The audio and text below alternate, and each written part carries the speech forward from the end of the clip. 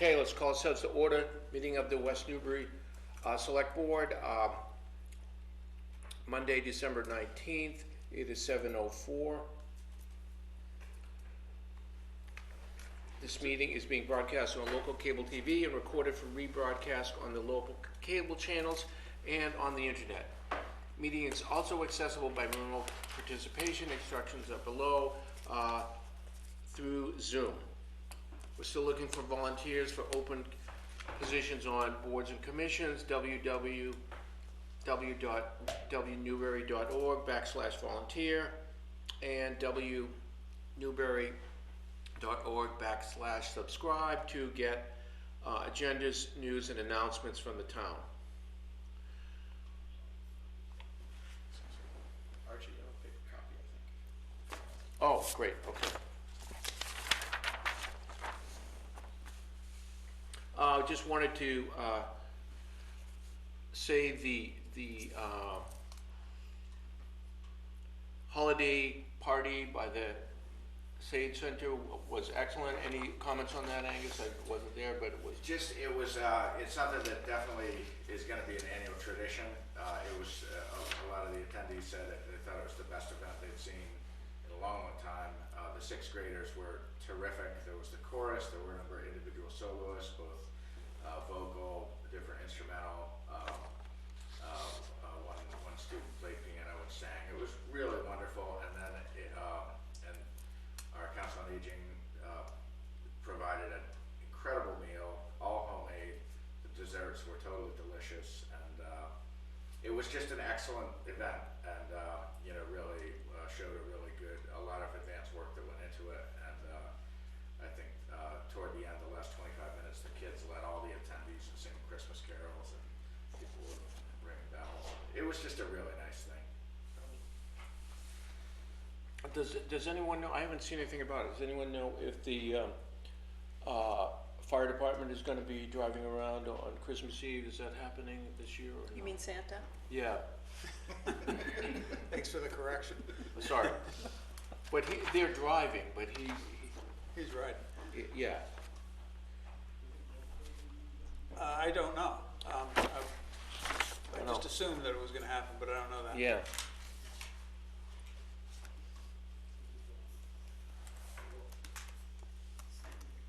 There is like an echo, like somebody's talking.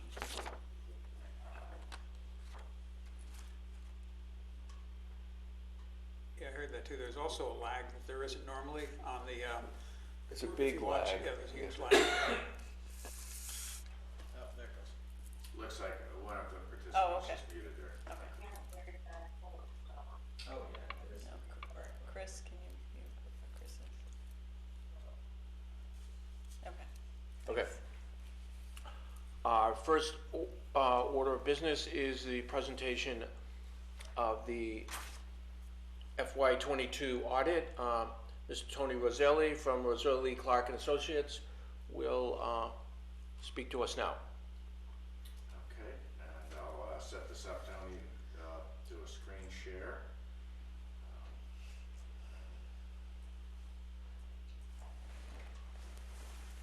Do I control it or you? I control it. Okay. Perfect.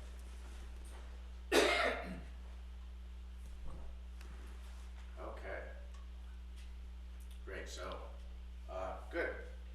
The floor is yours. Okay, well, we finished the audit, started in September, and got most of it done by October, and we wrapped a few things up in the last few weeks, so we're here to do a presentation. I'm Tony Roselli, I'm a partner with the firm, and I'm the partner in charge of this engagement. For those of you who don't know me, I think you might be new. I don't know if I've spoken since you've been on board, so congratulations. Thank you. The other two are old timers. I know them well. And so let's move to the next slide.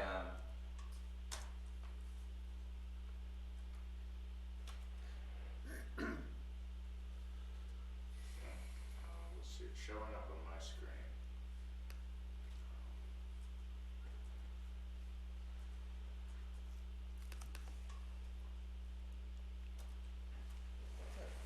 I like not getting blamed for stuff like that. seat, sitting on the hot seat. So anyway, today we're going to talk about, I'm going to do a quick overview of, you know, been in West Newbury since 2013, so we'll do a quick overview. I'd like to kind of just do, hey, where were we, where are we, where are we going? Going to look at some economic trends, bond rating, some good news on that end that, you know, we'll talk about. We'll get into some informational items, some observations. Observations are typically findings. Very few this year, good news, so I can preface my whole presentation with that. And then we'll get into just for the viewing audience and for folks that are here, how the town's records are not going to match exactly to the records that go into the financial, industry, to Moody's, to the federal government, and so on and so forth. So if someone's picking up my financial statements and they're trying to match a number to the town's GL, and then they start calling and saying, hey, this doesn't match, and I get an email from Angus saying, hey, Tony, can you explain how this went to here, because somebody's asking a question. Well, we thought it would be a good idea to kind of show some of the things and why it doesn't match. Just do a real, from Mount Everest overview, because there's no way you're going to be able to get into the roots on this. You have to have a college degree and about 30 years of accounting experience to really understand it, but we'll do a quick one from sky level. And then at the end, we'll take questions. We can take questions as we go. So I turn over. Okay, so on the way up, I'm driving, and I'm like, okay, in the accountancy, we had Tricia, then we had Eric Kinshirf as an interim, then we had Dave Melchargian, then we had Cheryl Wright as an interim, then we had Laurie, then we had Mike Morris as an interim, then we had Stephanie, and now we have Jenny. Eight people have been in that seat since 2013. On the treasurer side, we had Warren, then we had Mike Bertino, then we had Andy Gould, then we had Sue, and now we've got Caitlin. So 5 people on the treasurer side. So 13 individuals, and since 2013, have handled the financial records of the town. So I was thinking about this on the way up. I'm like, it's a miracle that the records are in really good shape, that the town has some very good reserves, that you've gotten the highest bond rating, just to go through all that turnover and transitioning and moving from, person to person. And in the middle of that, you had a major software conversion from SoftWrite to Veda. Then throw in COVID, CARES, ARPA, FEMA, town manager form of government. So hopefully this story wasn't boring, but that's Brings back a lot of memories I don't want. and we left a few out. So, yeah. But no, it's been a path. It's been and you're in a really good spot now. And yeah, I've gone through a lot of that, in this overview. And what happened is a lot of responsibility seemed to fall on that office, just because of all the transition, because of a lot of the confusion. Individuals not knowing, am I responsible for this? Am I not? Or so-and-so did it this way. That's all coming together now. There's a good, you do this department can do this. Your IT is being done through is it the assessor's office? On the cyber. Yep, they have that expertise, so hey, they're usually not done with the assessor, but they have that expertise that's being done there. So a lot of things are now being delegated, and I can see this running, as long as we keep the same folks around and keep moving forward. I see it finally, coming to where it should be. So hopefully that's how it's going to be going forward. But that's it's just a long, crazy story, and it's you're here. So just to talk about your reserve balances a little bit, and this is good. Okay, so you're really back in 2009. That was key. You're coming out of the recession, the Great Recession. the 2008 collapse of Lehman Brothers and all the other things going on in the economy at that time. New president took over, new administration, a lot of things going on. Everyone took a big hit, and you can see your fund balance wasn't that great in 2009. And it steadily went up, and now it's stabilized. So I think you're at a good spot where your reserves are hanging right around that same level since 2019. And once they start poking their head a little higher than that, people say, hey, wait a minute. Are we going too high on the reserves? Are we in a good spot? Where are we? I think you're in a good spot right now. I would like to see the town maintain these reserves. These are the reserves that got you to the AAA bond rating, which we're going to talk about. So you had, like I said, you had this big gap up. You needed that to get that high financing grade. So you needed that surge. So Tony, can I ask a question? Sure. So in terms of maintaining those reserves as a percentage of the annual budget, or maintaining those reserves as an absolute number? So these are an absolute number, and your budget doesn't really push up that much. So I would not expect, so we like to see about 30%. Okay. Is what we like to see. That's the Moody's threshold. They want 30%. S&P wants 15%, but Moody's wants 30. So you like to satisfy everyone. This is where you are right now, right around 30%. Right, exactly. Yeah. So if the budget goes up a little bit, you'd expect to see this tick up a little bit. But ideally, there would be a slight upward trending line Mm-hmm. with this as well. Okay, all right. So that trend, is that a target that we should be going for? Or is that just represent what our trend has been? That could be trend line. Yeah, that's not, I wouldn't call that upper arrow a target, or the 6 million a target. Yeah, okay, thanks. So, and this is how you compare to, and I put S&P on here because they're the ones that rated you the AAA. Their high-end metric was 15%. The state average is about 10%, and your low-end metric, when you start getting into a really bad rating, is around 4 to 6%. You don't want to get that low. You guys are right at 30, 32%, somewhere in that range. So, so you're in a good spot financially. And that does not include any of your OPEB. That OPEB is a whole separate thing, so that's not, that reserve doesn't include the OPEB. So real quick, just to summarize, financial trends are excellent. Your metric is well above the 15% by S&P. You're exceeding the state average. Congratulations, you got the AAA. And you have the highest that I know of percentage funded city town OPEB in the state. A lot of them took a hit this year because of the market conditions, just like yours did, but that's synonymous with every OPEB in the state.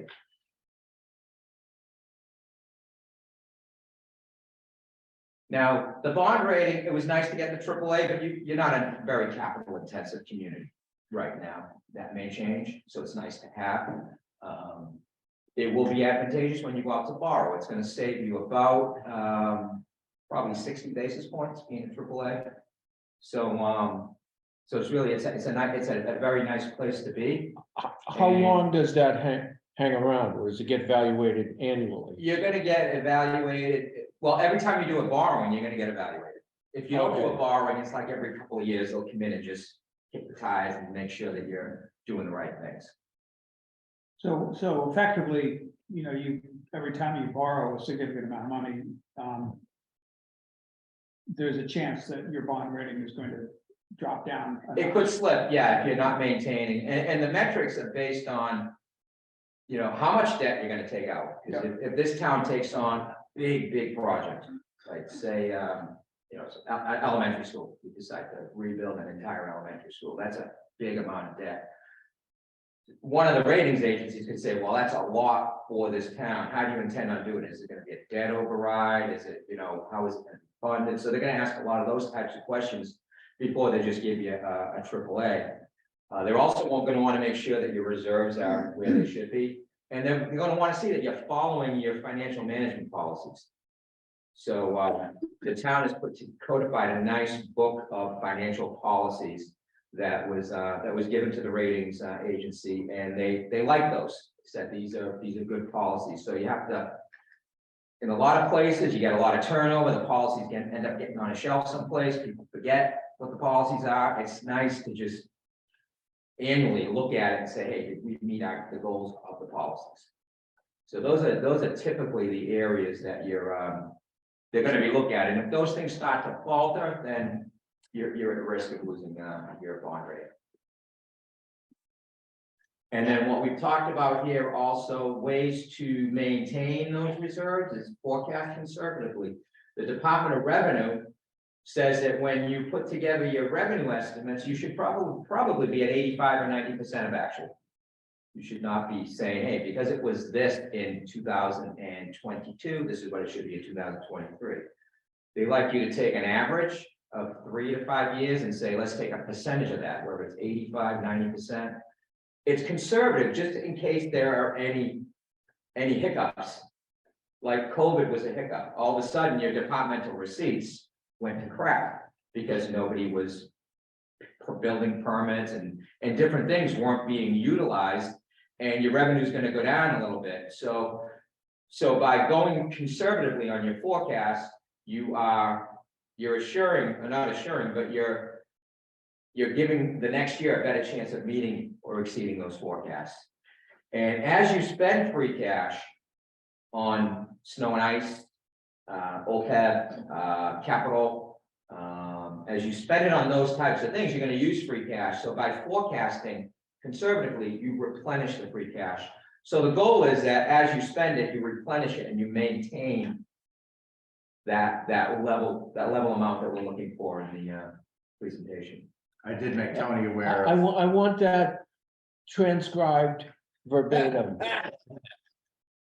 I did make him aware of the continuing conversation, which I know is going on, a lot longer than I've been here, but it's comes up several times a year, and certainly during the, spring and fall town meeting cycle. And I told Tony it's going to be something this town's going to be talking about. for This years. is recorded, right? Oh, yeah. So we can get one of those little dolls to sit on your desk and have this as a recording, and when the question is asked, just press the button. But the Well- revenue part of that is a smaller That's part. smaller part, and we Right. talked about the turnbacks, so Yeah. maybe you can comment. The question I always got, the first question from Glenn was, how much is too much free cash? Every time I sat down, before we even got into it, that was what he wanted to know. And I got the feeling that a lot of people are asking him that if that's the first thing he wants to know. So that's kind of an explanation of the free cash. Now, on the turnbacks, you get on these in these situations where everyone wants to see your budget perfectly, and that's impossible. Okay, you're not going to be able to budget perfectly. So I think historically here, you're probably within 5 to 10% of what you set out to be. And those turnbacks become free cash if you don't spend them. You don't spend to the budget. But when you set out at the beginning of the year to create a budget, you don't know how much fire overtime it's going to be, police overtime.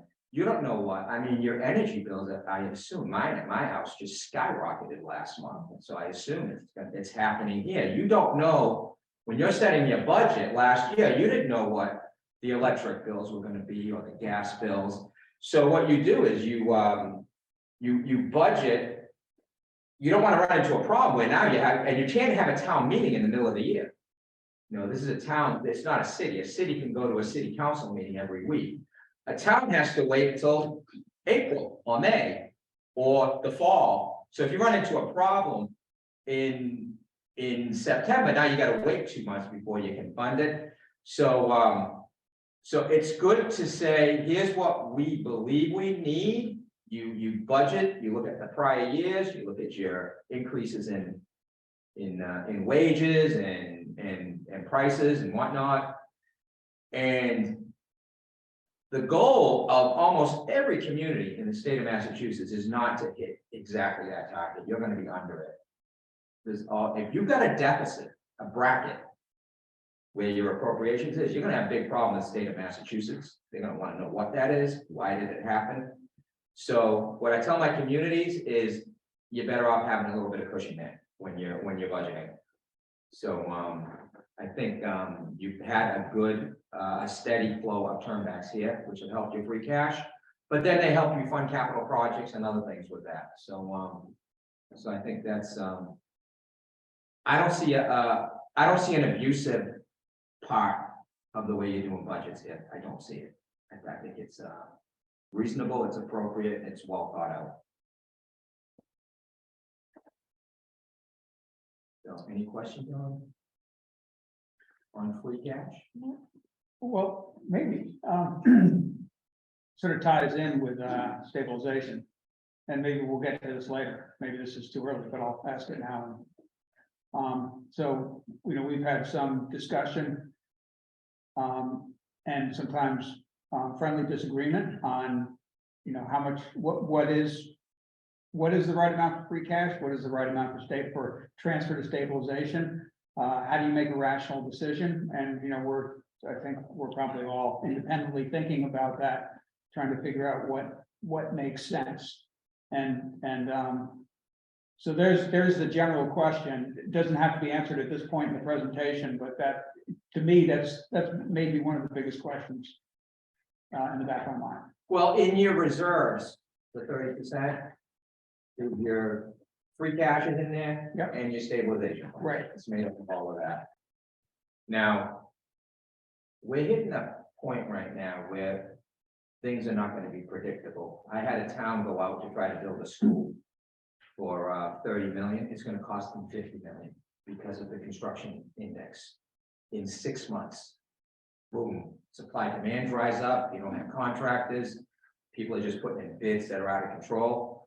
And so you're going to see an increase in your construction costs. If you're doing any sort of capital, you're going to see an increase in financing costs because of what the FOMC is doing with interest rates.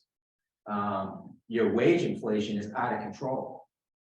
You have to pay 30% more almost, I'm seeing in other towns, just to keep good people. Or they're going to leave because the next town over is going to pay 30% more.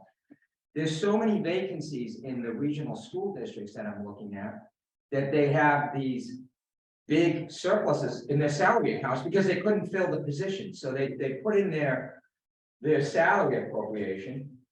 These school teachers left to go get higher paying jobs, and then they couldn't fill these positions. So now they're cramming kids into, it's not good for the kids. They're cramming them into classrooms, but they've got these big turnbacks at the end.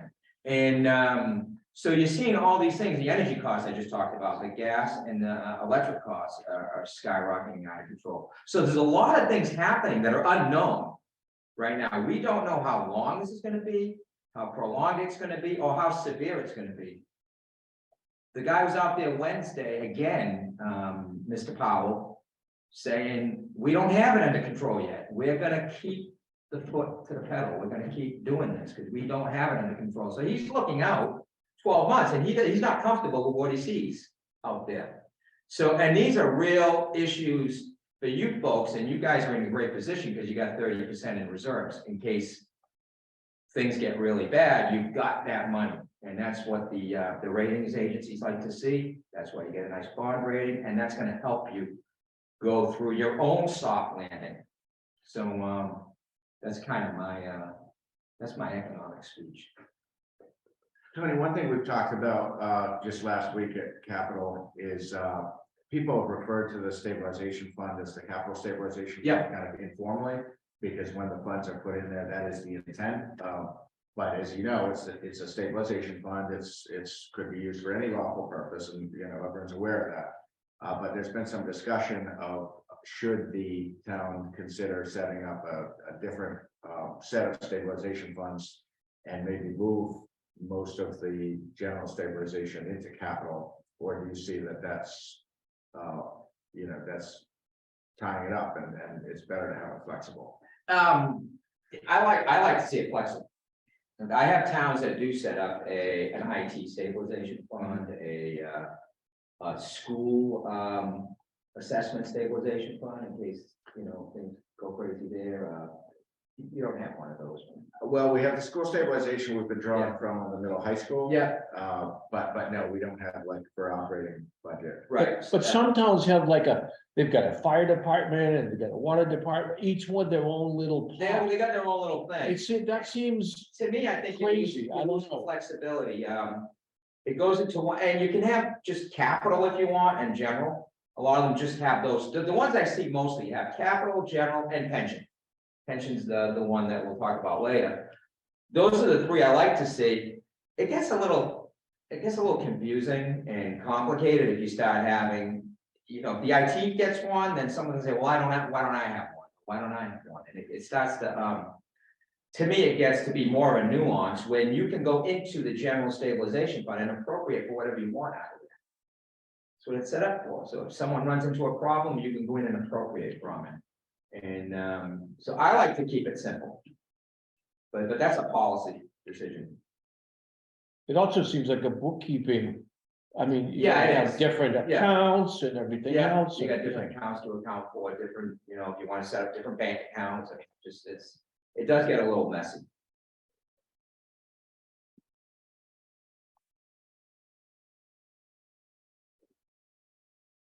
All right, just a couple informational items, talk about OPEB. We've mentioned it a couple of times.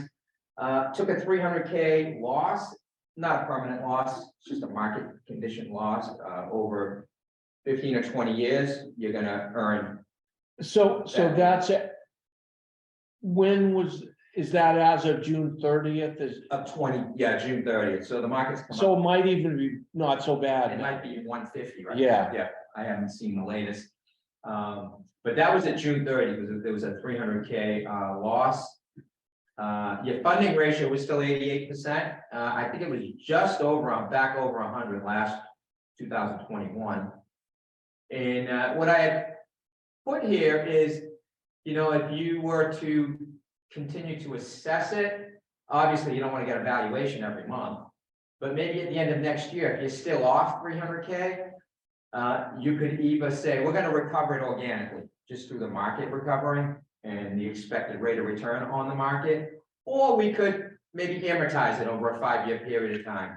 And then eventually the market will catch up, but you might do it quicker if you amortize it. So I just kind of threw out an option. I don't think it's urgent to do that, but it was just another option if you want to get closer. Well, we might buy low, sell high. We might put a little in now and go up. Yeah, if they've been, see, right now, where the equities took a hit, they probably need to rebalance on December 31st, so they're gonna have to buy more equities to get that ratio. Right, I think you're right. 60-40. Yeah, I bet you if you look at it right now, it might be 50-50, so they might have to buy more equity, so they are in fact buying low by doing that. So, Tony, can you explain what OPEB is if people are listening? oh, okay, yeah, sure. OPEB is your other post-employment benefits. So every employee in the town who works more than 10 years, and they're full-time, earns a health insurance benefit when they retire. So what OPEB is saying is that you don't wait for them to retire and then start paying in the health insurance. They're earning that liability as they work. So the accounting folks are saying you have to recognize that liability and build it up as you go, so that when they retire, it's already there for them. And the thing I like to talk about is how the medical advancements. I mean, when I was growing up in the early 70s, when I was a kid, and I'm looking at life expectancy and it was 72, I'm like, geez, wow, doesn't seem like a long time, 72. But now it's like high 80s. It keeps going up and up and up due to the medical expectancy. Now, if you look at Social Security was created in 1968, and they were using a 68-year-old life expectancy, and they really haven't changed it. So that's why everyone's saying Social Security is going to run out of money, because back then they did not expect people to live to be into their 90s, well into their 90s. So this is what OPEB is trying to avoid by beginning to put that liability away now, to fund those to fund the medical costs for those folks that have worked, for your town. And does that answer? Yeah, I think that's question? good. Yeah, Okay. thanks. Tony, if you could just talk a little bit about Gatsby, because the fact that everyone's been talking about OPEB the last, 5 or 6 years isn't just a coincidence. It's because the standards change that towns are held to. So if you're gonna describe. Yeah. And also tie that back to earlier in the presentation when you were talking about that sometimes the financial statements won't match. It's Yeah, yeah. because there's certain things that we need to report, or Yeah. Tony needs to report. Anyhow, Yeah, so this is not a requirement for the state of Massachusetts. They don't require you to raise money for OPEB. They don't require you to report a liability for OPEB.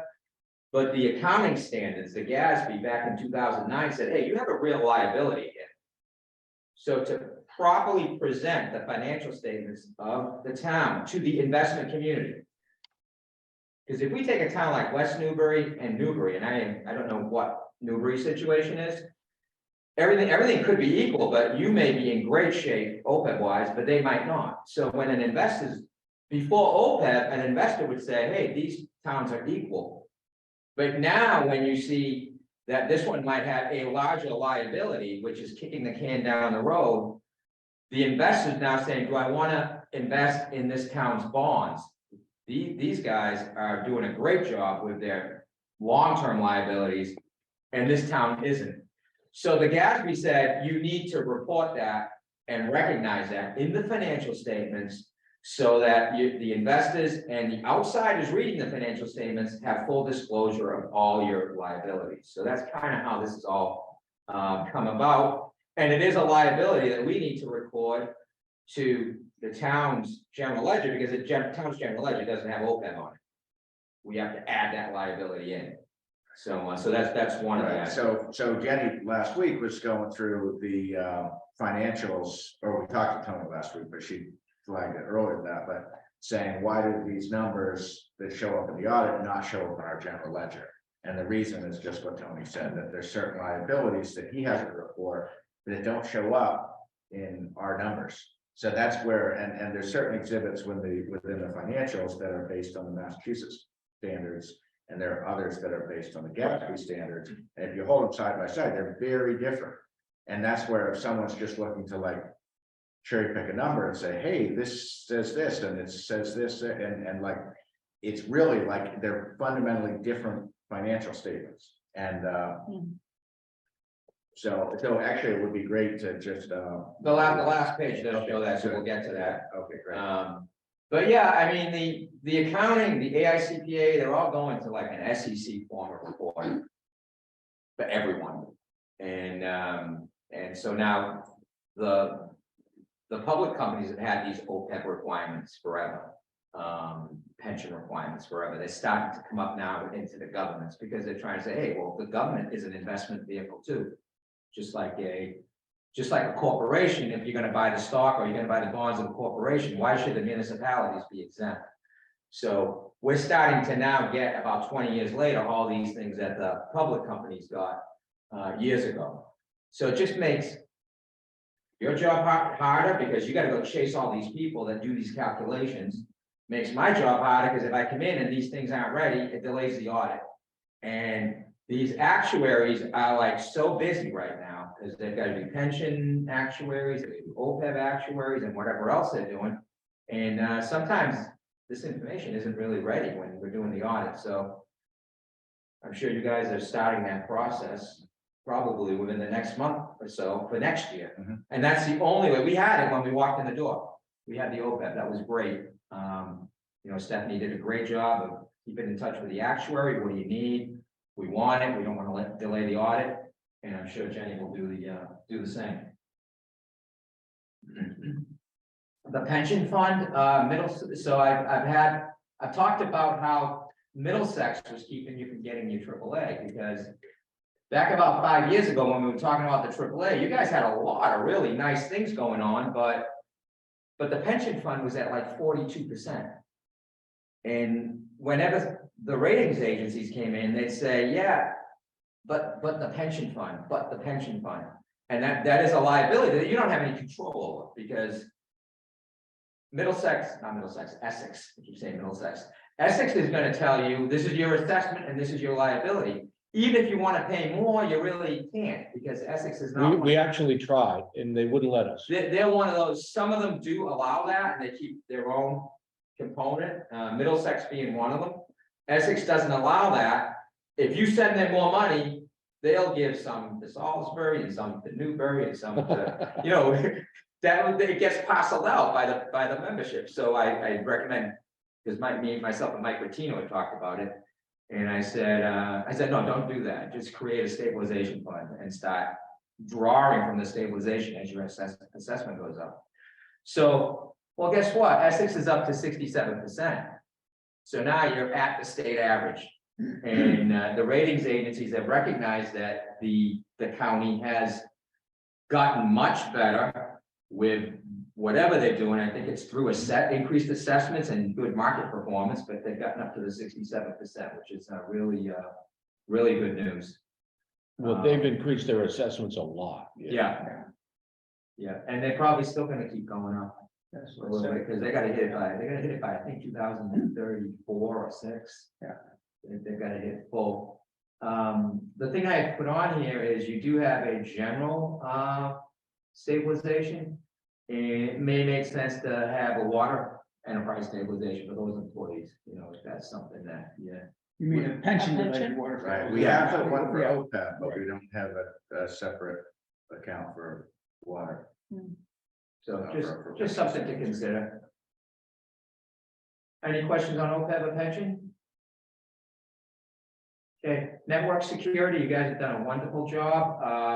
You've gotten your assessor, who's a specialist in the field, has gone to a lot of trainings, has brought those trainings back to the town. And I don't anticipate seeing you on one of those articles saying, hey, our police, you know, our police software is being held hostage, or, you know, whatever the case may be. Those are embarrassing when those articles come out, and then people get concerned about privacy and whatnot. But municipalities are being hit, and they continue to be hit, and I don't see it slowing down because they're very vulnerable. So I think you guys are doing the right thing with what you're doing right now. All right, go to the next page. So observations, we've had the town charter in there. I understand it is something that's being worked on. It's been in the report for a couple of years. And I continue to encourage, finalizing that. Treasurer's office, which was a big issue. Every finding has been resolved except for the tailings. And the tailings is something you can't just cherry, apple pick and say, hey, it's done. It's one that takes a while because you've got to advertise, you've got to go through a process that takes about a year. Expecting that to be completed at some point, probably by the end of 23 or into early 24. And then the other thing Tony, the tailings are essentially checks that have never been, exactly, never cleared the yeah, back. yeah. Okay. I think you got, well, 50,000 maybe, 45,000. I don't know that number actually. Yeah, I think it's somewhere around 40 to 50,000 of just. Through all the years of the problems in the treasurer's office and switching bank accounts and starting new checking accounts, there's just a bunch of checks that just have never. Usually you do your tailings once a year, okay? Here are the ones from 2 years ago that didn't cash, so we're gonna advertise it. And I recommend putting them on the website and putting them in the local newspaper.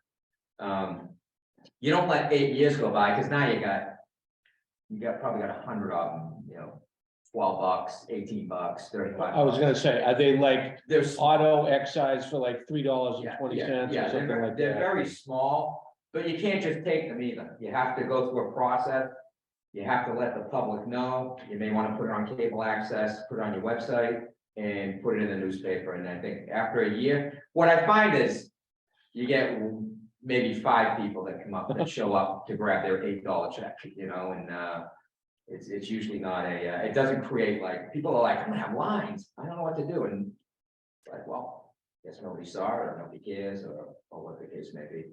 I do think this is one of the symptoms of kind of the short staffing in the finance department, where, as part of this wage study, I know they had looked at the treasurer staffing in peer communities, and just about every one of the communities has a full-time treasurer collector and a 30 to 40 hour a week assistant treasurer collector. We don't have an assistant. So it's a very it's a lot of tedious, Yeah. seeing what checks clear. It's a very time intensive thing to clear all that, so I think that's something that's, partly, I definitely think the turnover's, been a huge contributor, and, but clearing that out has been definitely a bandwidth issue, and continues to be. I think our current treasurer collector's pushed it further than anyone had in years, but it's still just an enormous amount of time to, especially where it's built up so much. If you do it every year, it wouldn't be so much. In the state laws, unlike if a corporation has checks that haven't cleared, they have to send them to the state. You have to see that in findmassmoney.com. State, council can keep the money if it's not claimed, so it goes back into the town's treasury. So, so it is a little bit of miscellaneous revenue when you're done with the process. The other thing I wanted to, I didn't put it in the management letter because all this started happening like kind of after. But the short-term treasury yields, and when I say short-term, 12 months or under, the 5-year hit 4.8 last week, 4.8%. And you're allowed to take any excess money in your general fund and invest it in any treasury bill under 12 or under. So I mentioned it to Angus last week that I don't know how long that window is going to be open, but that's a nice way to get a few extra bucks of investment income into your coffers, because last year we were happy if we got 1%, like a 1% CD. We're like, whoa, we got a 1% CD. Now it's out there. So so a lot of towns aren't really aware that this has happened, or they can go outside the box and hit a treasury note, which is safer than a savings account because it's 100% guaranteed by the U.S. government, whereas your savings accounts are only up to 250,000. So it's 100% guaranteed, safer than a passbook, and the yields are much higher. It's almost a no-brainer. So, so I thought it would be helpful to just at least mention it here. So how much would you recommend that? Well, someone's got to do a cash forecast. Yeah. Okay, so here are our cash needs. So we have our school assessment, we have our pension assessment, we have our insurance bills, we have our payroll. So someone's got to put that all out over 12 months and say, hey, here's what this is extra. And then you take a portion of that extra and say, we can put this away and be reasonably comfortable. We will not need that during the year. And what a lot of towns that I'm talking to are doing, they're doing some at 3 months, some at 6 months, some at 9 months, some at 12 months. So Basically, laddering. they're laddering it. You're getting a lower rate at 3 months, you're at like maybe 4.1 or something, and the 12 month is giving you the 4.7 or 8. But it might be worth it just to have the comfort that it's gonna mature, quicker, just in case there's an emergency where you would need the funds. So is that something the investment committee would work out, or would that come from staff to? I think it would really need to come from staff, because I don't think I think providing the investment committee the information they would need to run the analysis would take more time than doing the analysis. Yeah. And I think you use Cambridge Trust, I believe. Yeah, they can do treasurers. They can definitely help you with that. But there's probably like an average. This is what our checking account balance average usually is over the course of a year. Yeah.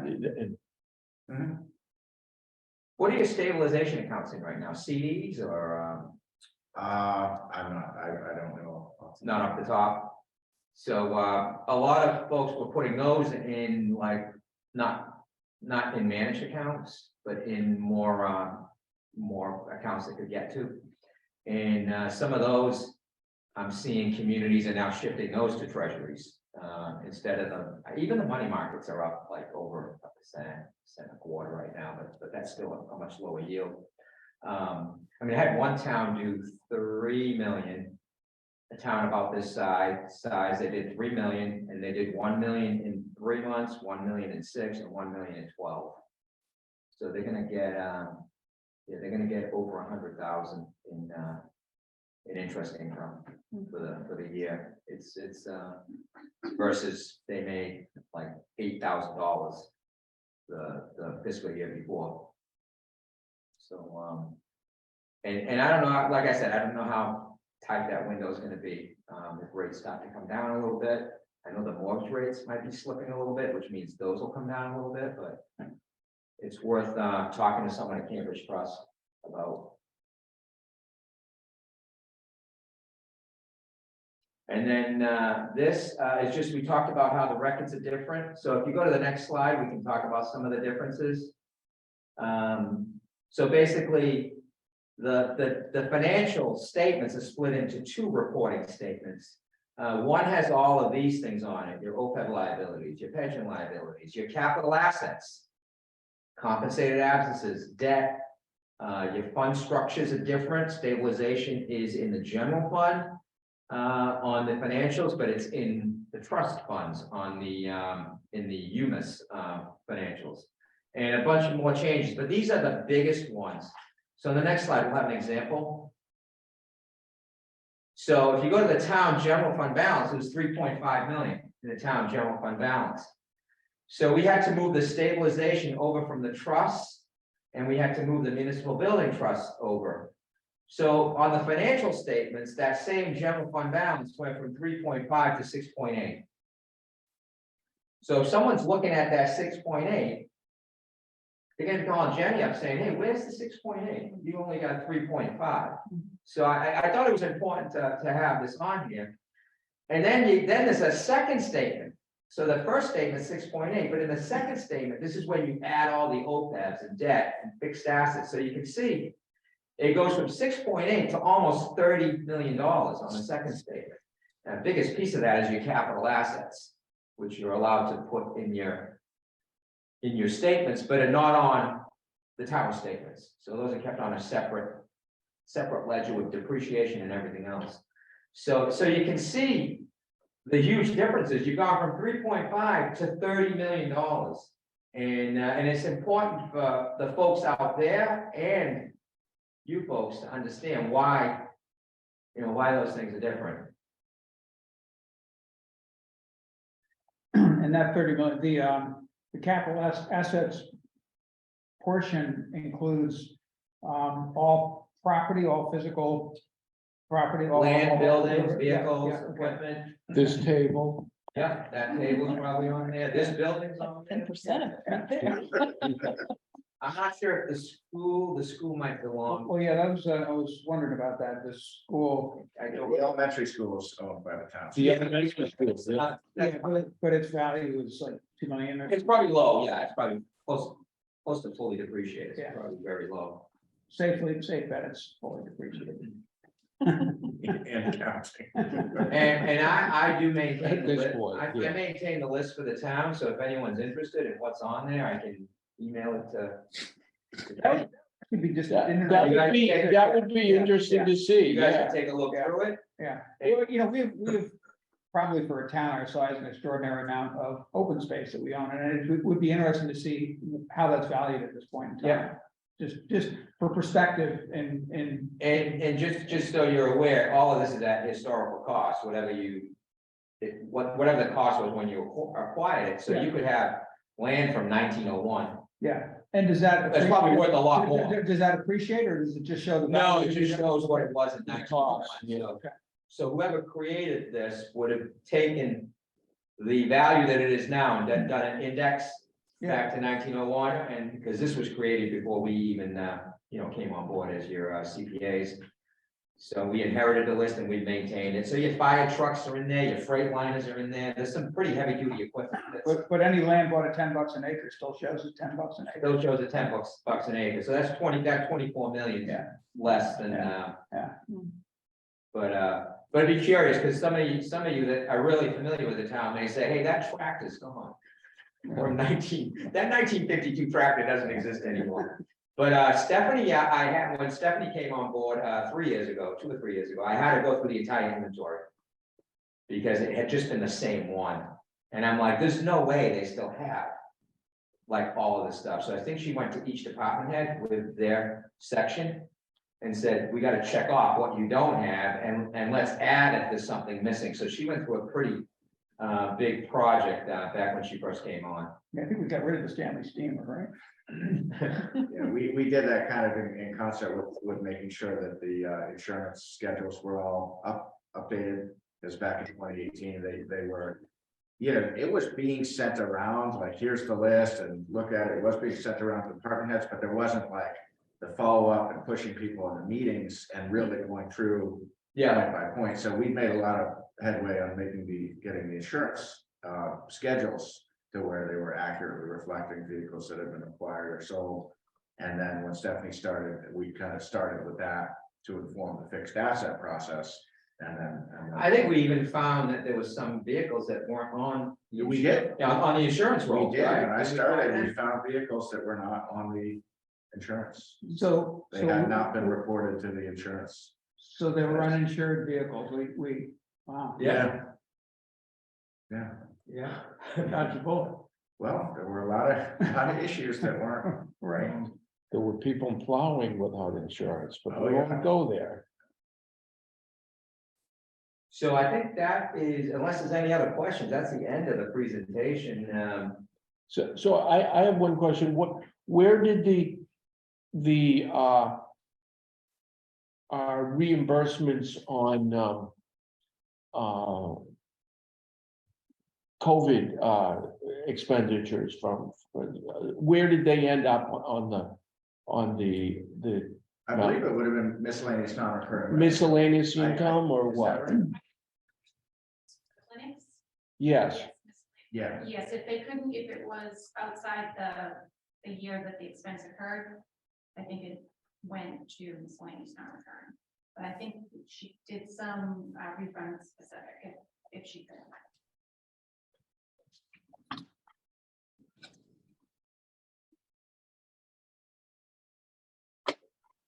All right.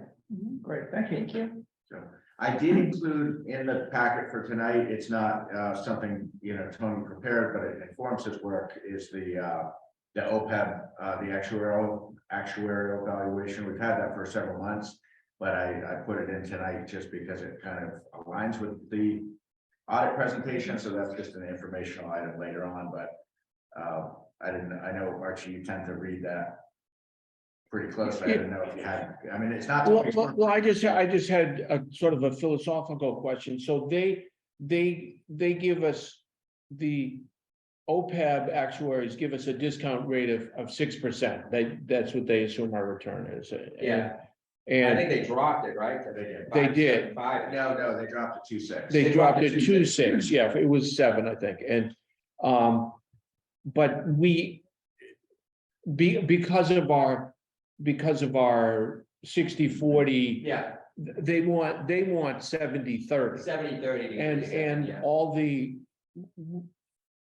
there's some pretty experienced investment people on our investment policy committee, and they are happy with 60/40. They think they don't like 70/30, and yet it's just they downgrade our number to 6% from 7 because they don't think we're adequate, we're being too conservative, they say, and which seems odd, is that the actuaries want us to be more aggressive than the investment people actually do. To earn the 7%. Yeah, and they we've do. been beat until this year, the last year wasn't good, but until then, we've been beating the 7%. You've been beating it easily, Yeah. yeah. Have you ever had the actuary on? Yeah, this is their formula. There's no arguing with them, yeah. Yeah, no, I've tried to talk to them too, looking at the historical rate of return and all that, but they gotta go by their standards. That's their algorithm, And it yeah. says 60/40 is 6%, 70/30 is 7%, so it does hurt you if a town, now, what would have happened is the ones that are 70/30 experienced a bigger loss this past year. They'd be in worse shape, yeah, Because they absolutely. did the 70/30, so,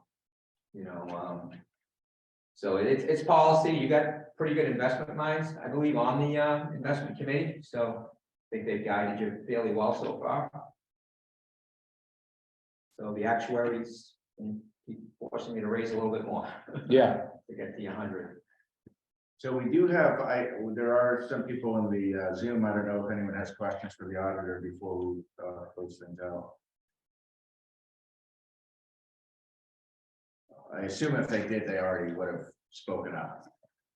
I don't see anything in the chat or anything.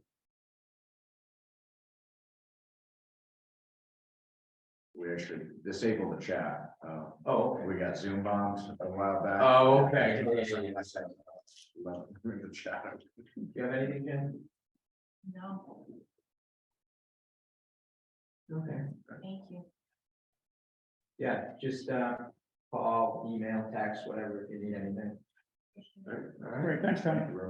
Thank you, Tony. Thank you. Merry Christmas. You too, guys. Great one. Yeah, have a good New Year. Thanks. Thanks, Jen.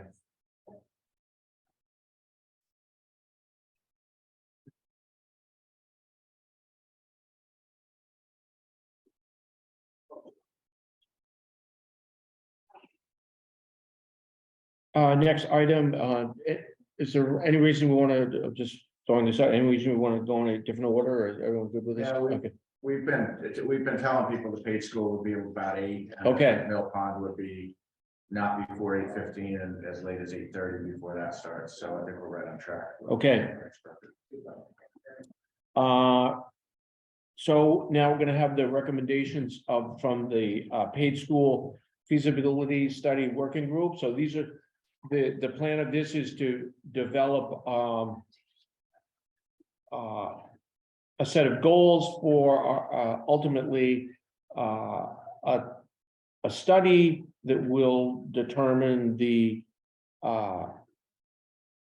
cost to bring the paid school up to building standards, and possibly to determine whether at a certain point there is a tipping point that repairs to the paid school ultimately, might actually be not worth it in the long run, that maybe going for a new building is an issue. So this is something we really need professional evaluation to give us some insight into what we just said was probably the town's biggest capital asset. And so that's it. So All right, so I think what I'll do is I'll put up on the screen the memo from Christine Wallace. Christine is here via Zoom to present the memo and the draft scope, the recommended scope to put this out. And I know we've got Wayne here. It looks like he just stepped out, but he's also here for this topic. So Christine, you want to take the floor? Sure. Can everybody hear me? Yep. Okay. Yep.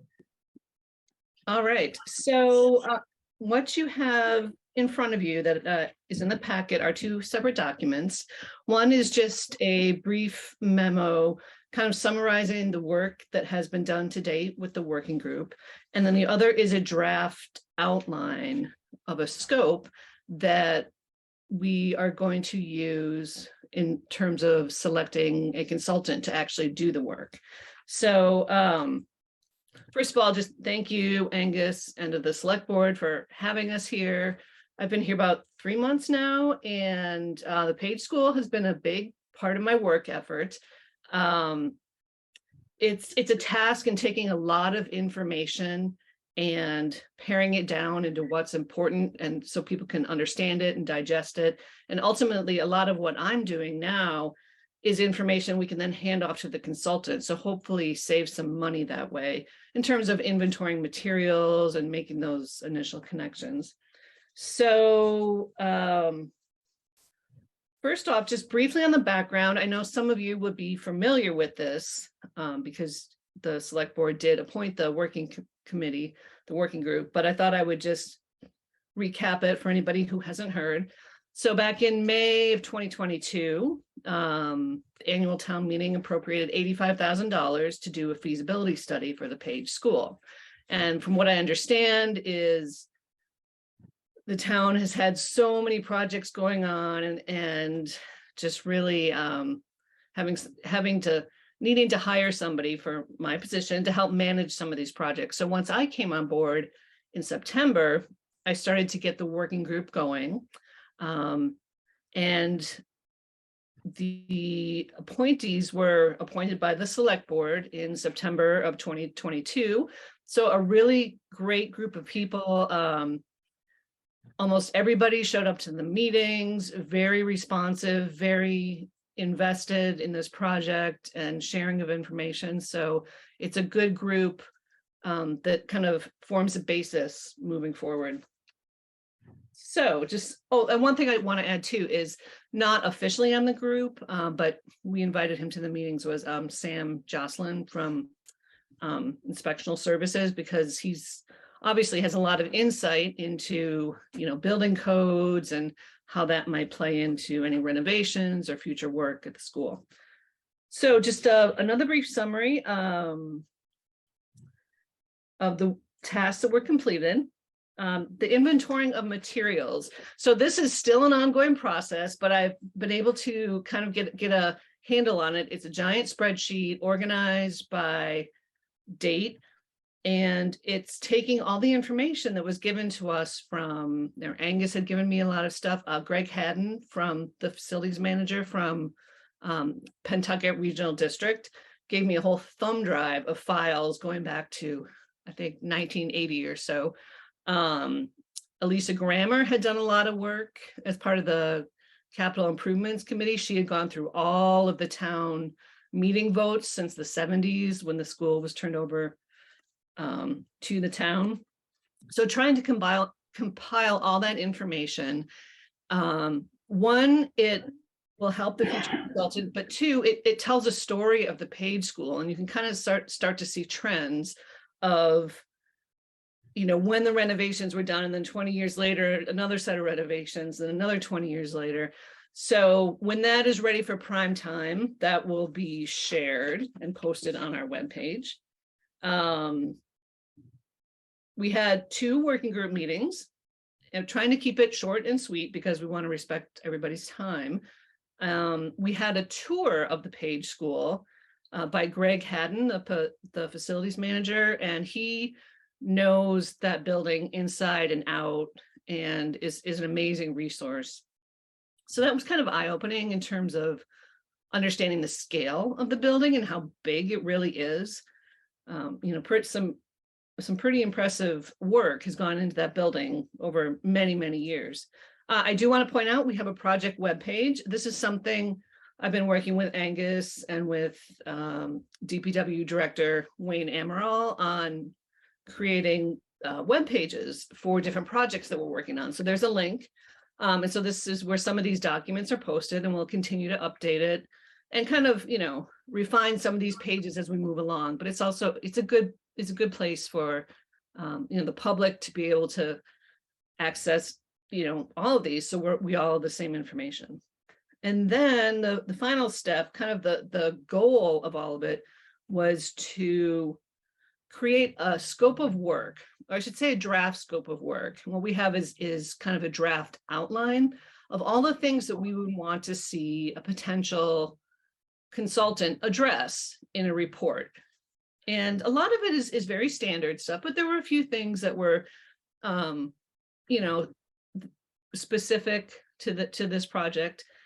So what you have is that draft scope. And what we're asking for at this point is your feedback on the scope. Is there anything you don't think should be in there? Is there anything that you would like to see in there?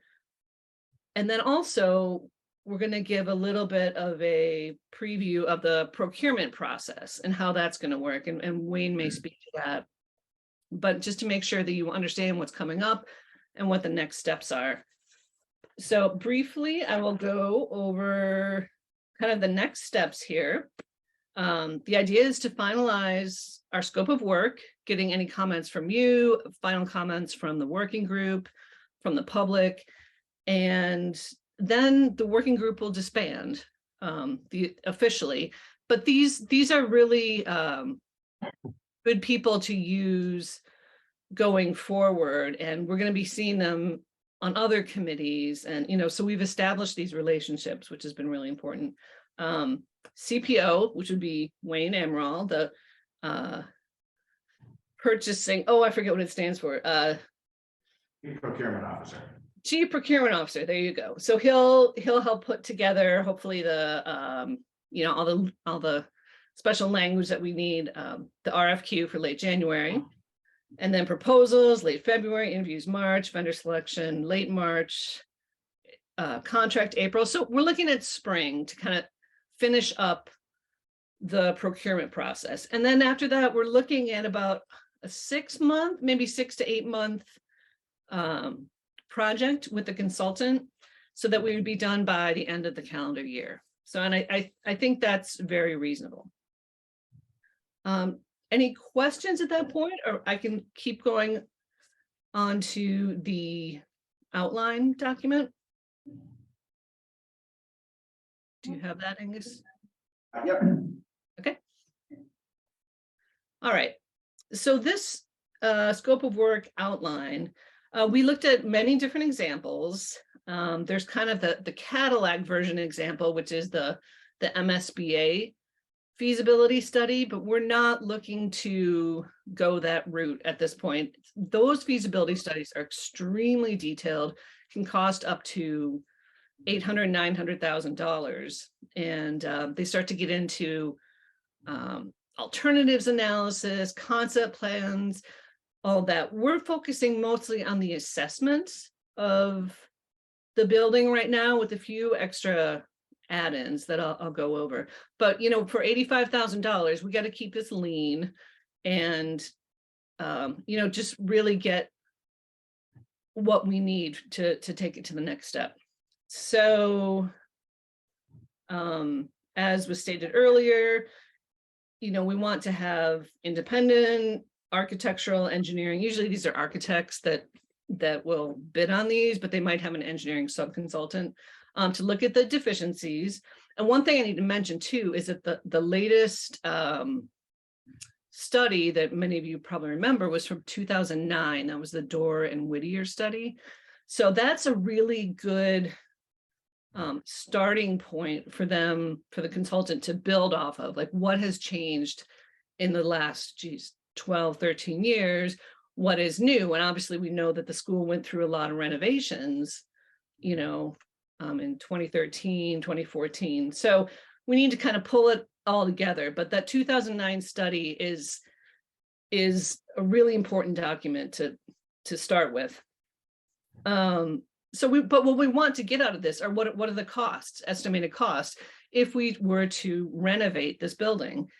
And then it gets trickier, because we want to figure out, you know, is it worth it to renovate? Is it, how much would it cost to build a new building? And we're not asking to do concepts or schematics in this particular study, but at the same time, we might be able to gather some data from other communities, like what it would cost. And this is where the consultant can help us understand the tipping point.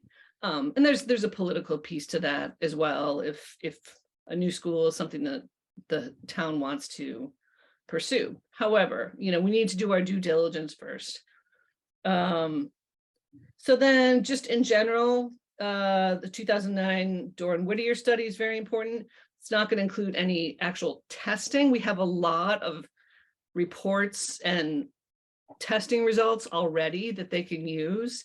So it's more of a review of that information that's already been done. And it's going to be a walkthrough survey, and they're not going to go in and, you know, take samples and all that. And then also to streamline the process, they will be regularly communicating through me. So because I know where all the information is, I know where the, you know, who knows what, and so hopefully that will help keep the cost down. Just a few things that this does not include.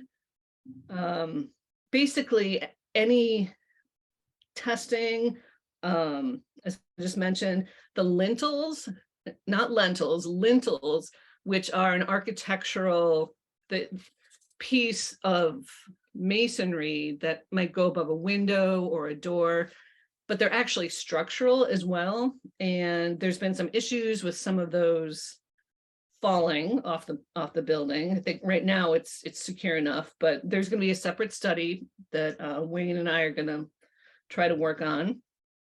Also, any sort of water testing, that would be a separate study from this, but it is something that we can discuss in-house if that's something we want to pursue. And then the consultant could review those results.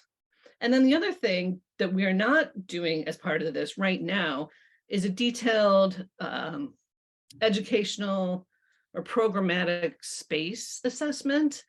That's very common in the MSBA process, but again, that could take up a lot of budget. So rather, I think we're going to start with something a little more qualitative and work with the staff and the district, leaders to help us understand where they might be lacking in space, what kind of educational needs will they have down the road. And then this also does not include preparation of plans. So Christine, I just want to add one thing to really, Christine made this point a couple of minutes ago, but I really want to make sure people understand kind of the importance. So a lot of times when consultants get there, they're going to burn a fair amount of budget gathering documents, absorbing documents, understanding what's already been done. Christine, I don't know if you happen to have a hard copy of your draft spreadsheet you can just wave in front of the camera, but I don't, I printed it out at the office and I forgot to bring it home. it is incredible. And she shared a draft with Wayne and I last week. I don't know, maybe Wayne had seen it earlier, but it's a comprehensive index of all of hundreds and hundreds of documents and studies, reports, documents of what repairs took place when. It's in a spreadsheet format, tabloid page, I think 7-point font. And that is going to give the consultant team an enormous head start, because they're still going to need to cherry pick and review the things within that they need. It's going to save many dozens of hours, maybe more than dozens. So I just want to make sure, not just this board, but that the public understand that this upfront effort is not only really helpful, where we have a lot of newer staff or newer people on different committees. It's great for all of us, and this website that she's put together, and it's going to continue to be populated with information. It's going to be great for the public to have access to information that maybe prior was just in a drawer or a box somewhere. But it's going to be a huge benefit to the vendor and a huge cost savings relative to the amount of time that a study like this would normally take just on data collection and gathering studies and processing them. So I just wanted to kind of put a emphasis on that. Christine, I know nothing makes it's bad. nothing makes Angus happier than a big complicated spreadsheet. I know. He and I are on the same page, no pun intended about that, but you can sort it. It's all good stuff. When it is ready for public view, we will send it out to the board and post it. But it needs a few more tweaks. So moving. Can I just ask on, you said there's a web page for projects. Is that off the DPW page or is it a separate? No, it is currently, if you go to the front page, okay, there you go. So on the very front page, there's a little button for town projects, and you have to put it, yeah, it's under the home. It's not under a department, but you have to put it somewhere, so it's under home. But we have, we have 10 more projects we can put on there. It's just a matter of getting to it, so. Yeah, some of this is going to be creating pages new. Some of it's going to be taking content from elsewhere on the site and getting it onto this. I've reached out to the board 3 or 4 weeks ago to say, I think I suggested this is what I saw was like the 10 or 12, but I want to make sure that we're all on the same page there, because it does take time to build the stuff out, and we can't do it for the 70 projects that we're working on. So we want to do it for those 10 or 12, because I have to be able to justify the time it takes, not just to set it up, but for staff to maintain it. And so for the short list right now is the intersection safety audit, this study, and the Middle Street Bridge. There's 6 or 7 or 8 others that we'll build out as time allows. Well, and ultimately that saves time and money too. So you don't have residents, calling or emailing, and you have to email them large files, and it's a great tool to have. Thanks. All right, just about the building and site assessment. This is kind of the meat of the whole document. Sam, in building inspection, he had some really interesting insight into building codes. And if you renovate one piece, that might trigger work in another area. And there's, I believe, some of the building codes may be changing over the next year or 2 or 3. So this was something that we put in there as important because it will affect the cost and the scope of any renovations. This is kind of a general term right here, or a general paragraph, but the consultant would work with Sam. And also as part of this, when we do the interviewing process and the proposal process, they're going to be able to tell us. I mean, they're the experts on how to do, school projects. And they may say, well, actually, you want to do it this way. And we'll say, that's not a bad idea. So even just the whole process, we will continue to be learning. But building codes is big, and ADA compliance and all of that type of information. So the building assessment, this is standard for a property condition or facility condition assessment, roof, walls, floors, HVAC, electrical, security. One thing that's very important right now, Greg Hadden had pointed this out, and I believe it's in the capital plan now to do very soon, is some of the emergency communication, such as, two-way between classrooms, making sure 911 works, and also I believe some cameras, security cameras. So that's something in the works, but Greg wanted to make sure that was included in here. And then we want them to look at the site, drainage, septic system, utilities, playgrounds and fields, access. Unfortunately, you have a lot of room at that site. I mean, there's a lot of possibilities there. And then the standard environmental hazardous materials assessment, asbestos and air quality testing, all that. And there's already been a lot of testing for that, that they have to keep up with it currently and, follow all the regulations. But it would be good to know, if you renovate, what are the impacts for, abating a lot of this. So then we're just going to ask for some recommendations on what needs to be done and some approximate costs. So we would want recommendations on what they think needs to be done immediately. And then recommendations on what needs to be done, 2 years from now or 5 years from now, just to get a sense of what the maintenance or future capital costs may be.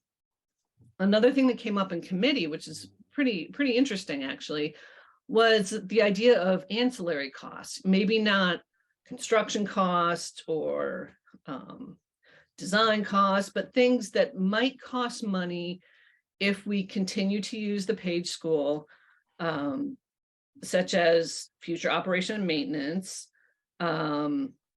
energy costs.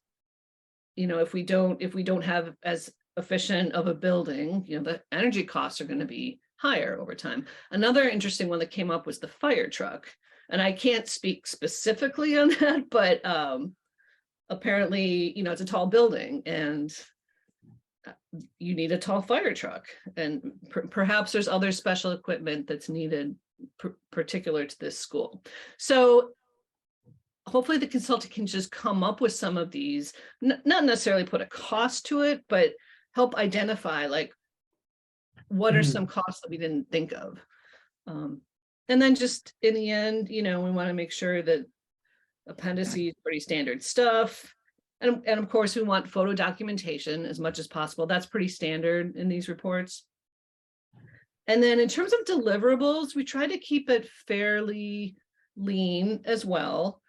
Obviously it's good to meet in person, discuss schedule, and then they would do a guided tour, probably with Greg Hadden and the other district team there.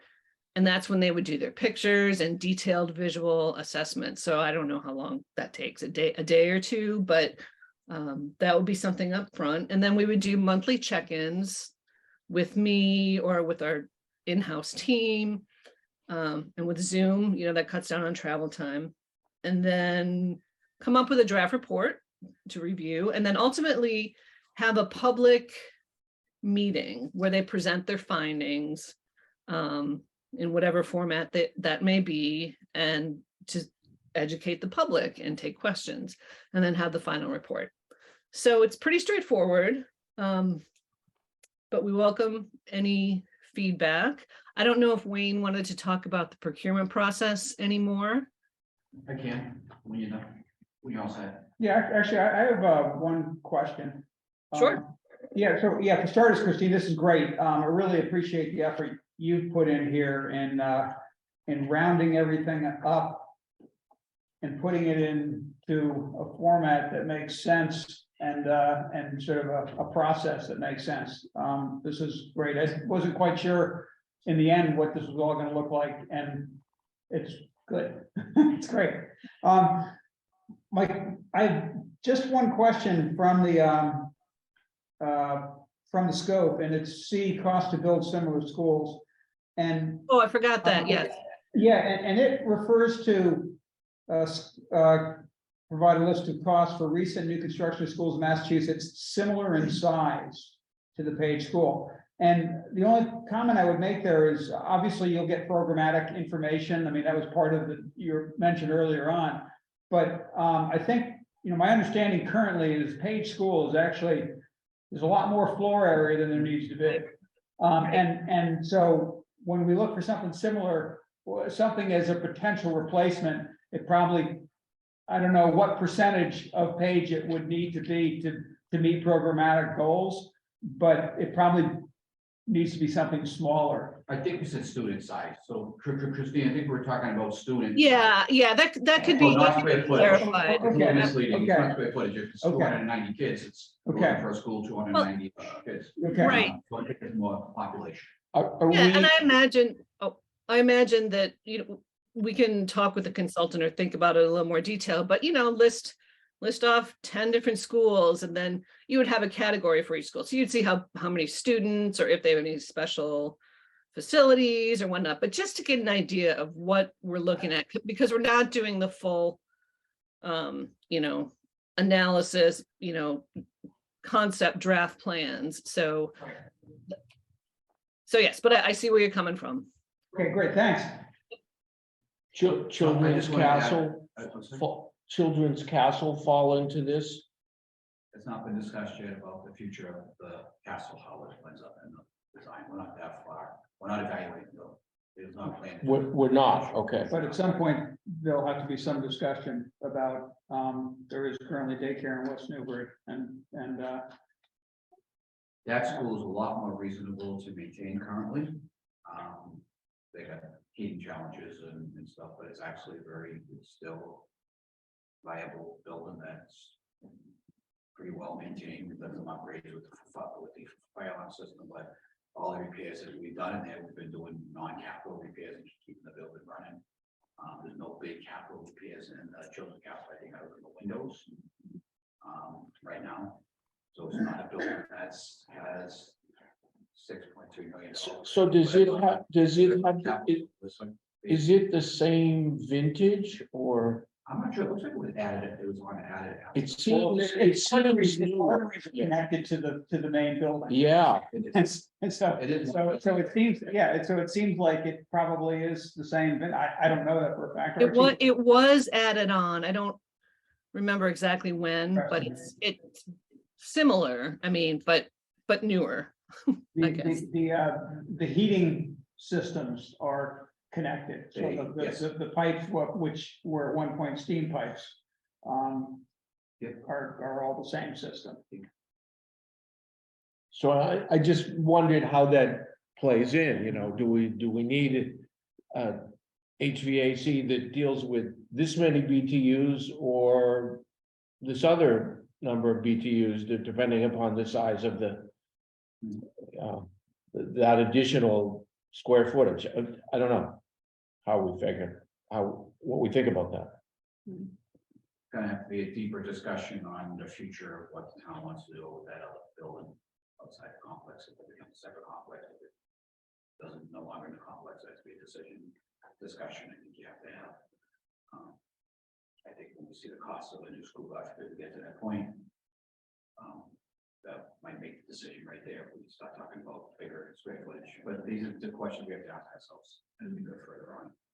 We're not there yet, and that's why we're here. Yeah, it's the first step. This is the first step, so Let's figure out where we are. we weren't even asking that question, we want to know.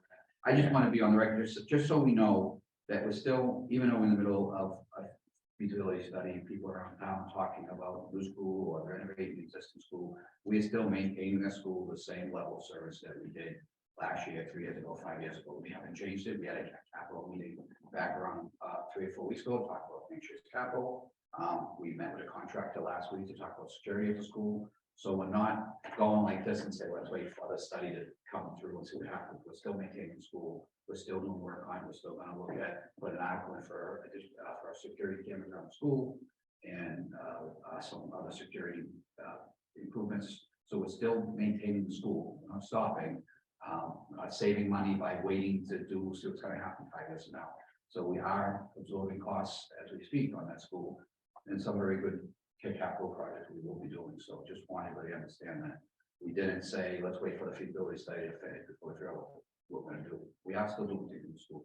So That's a good common one. and so, regarding the procurement, we are going to follow the design and selection procedure. This isn't really designing, they're doing more engineering evaluation, but I think it's a very good way to follow a procurement process when it's such a public eye. We're not designing the sewer system when many people probably don't care who we choose to do that. We want to pick the best engineers who do that job. But in this process where we're talking about school, and there's so many people interested in wanting to know, we're going to get the right person who's going to look at everything we're looking for. We thought that the town policy, the town design selection procedure makes sense for a process to seek the consultant to help us with this. So we'll follow that. There's a few items that the select board has to do is they have to authorize, you being the approving the body, you have to authorize the town or the CPO to conduct the project. You have to vote to say go ahead and go through the process and turn over the power to me. And then the next meeting or meeting after, Angus, I think we talked about giving them a short list or a list of people that they're like for the committee you would support. We would give you a list of people who want to design selection committee, who will be in charge of the voting when we do the ranking of the consultants. Then we have the scores. Usually the highest score wins. The CPO usually has the final say, but I would give it to you guys to say this is what the scores are. We have to have a reason not to go with the highest score. Obviously, if somebody's an 80, somebody's at 62, we have to have a real reason why you go to 62. Not saying you can't do that, you legally could still do that. You have to have a reason in writing why we don't think the person who scored highest should get it. Usually that's not the case. Usually it's obviously you want to pick who you set these meetings, and that's why we have scoring. So we have to make a ranking system and with certain criteria, and then that's what the committee would do. We'll get back to you with our findings, so final decision. So how does price weigh into that as part of the RFQ? Yeah. So once you pick a firm, Mhm. then you negotiate rates? We do. Okay, We do, and obviously, that's why we do the scoring, because if we don't come with agreement, I'll contact the second one. and say, Okay. "Want to come in?" Yeah. I believe the negotiations and the design selection says the select board should make final decision on the cost, Mhm. but we want to be very efficient. We don't want to have a 7-hour meeting, but going back and forth. We want to at least get, I would like to, as you appoint the team, we'd like to do the negotiation and come back to you, when you are on the design committee, or what we decide on the design committee, at least you're there during negotiations. I don't know too many negotiations happen in the public meeting forum. It's usually behind closed doors, so then we report what our findings are after the fact. sounds good. With proper notes, no way, we can make that decision, obviously. Mhm.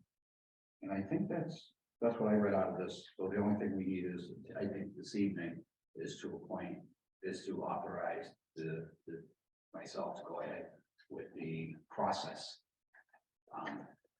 And then we will come back to you with the committee members and give you a sample copy of the rating, so you can see what the rating looks like, and scoring. So I move to, am I appointing the CPO or authorizing the CPO to proceed with the Page School feasibility study process selection as described? Second. Further discussion, all those in favor? Aye. Aye. And you should think we're missing anything on that part? No, I mean, we talked about maybe, like 2 people from the school, 2 people from the town, a member of the board, like 5 people was a That nice, sounds good. concise, Yeah. so. We definitely didn't want to be 15 people. Yeah. We want to be really focused on what we're looking for. I think the school could offer that. We pick 2 people, really 2 people at school. It's so important that they have such a good say, Yeah. such a big say in this. At the end of the day, the town walks away and says, you manage it for us and call them, when we need a capital plan, but they are the heartbeat of the school. So we think it's really important that they have you on with direction school goes in the future. So, yeah, I think tonight, if the board members have thoughts on the draft scope, that would be great. It's not gonna be issued until sometime in January, so if you come up with things after tonight, you just wanna mark them up, send them to Wayne. It'll be a little while before he puts it into the format for the procurement document.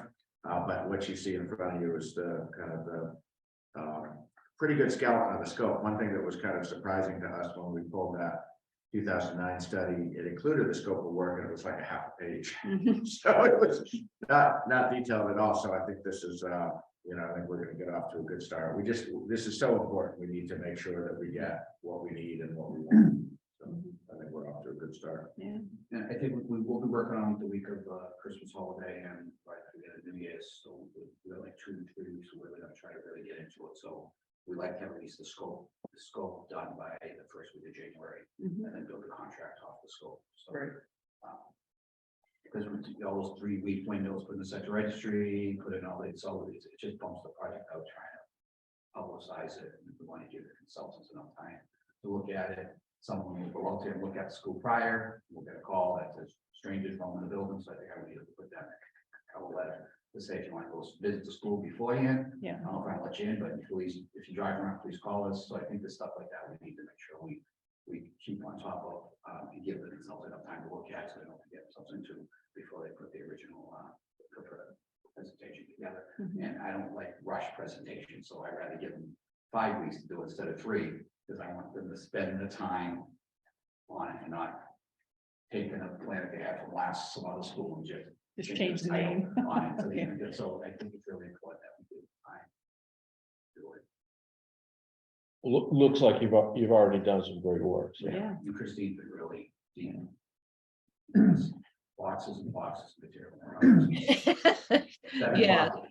Yeah, Yeah, so with the more documents there are on the town website, that's gonna help potentially help the prospective bidders, ready access. Christine, do you have a sense of how much of your time would need to be devoted to this process once the consultant's on board?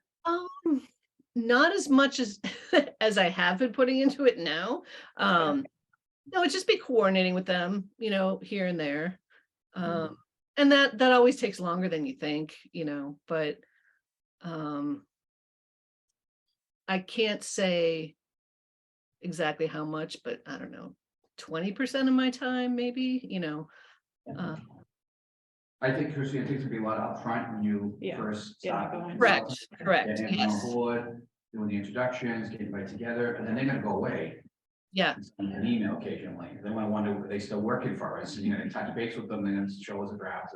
And then at the end, when they start to wrap everything up, they'll get really deeply involved, and Christine will be back to doing 62 hours with them again, trying to wrap that up. So I think it's this beginning and end. Mhm. right.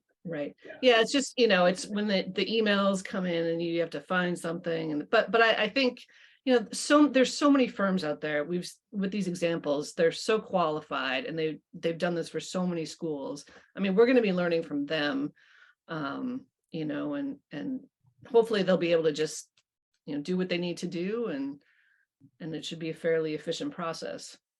Hopefully, fingers crossed. Great. So by issuing the contract in April, that actually is a good time frame because they could do a lot of background, the vendor can do a lot of background work before the close of school for the year, and then we'll have the school as much as they need, hopefully, over the course of the summer for anything they have to do on site. Sure. That's true. Well, thank you both. Thank you. Thank you. Thank you. Good night. Night. Have a good rest of your meeting. Amen. Okay. Our next item is it quite possible? We're still on C, okay.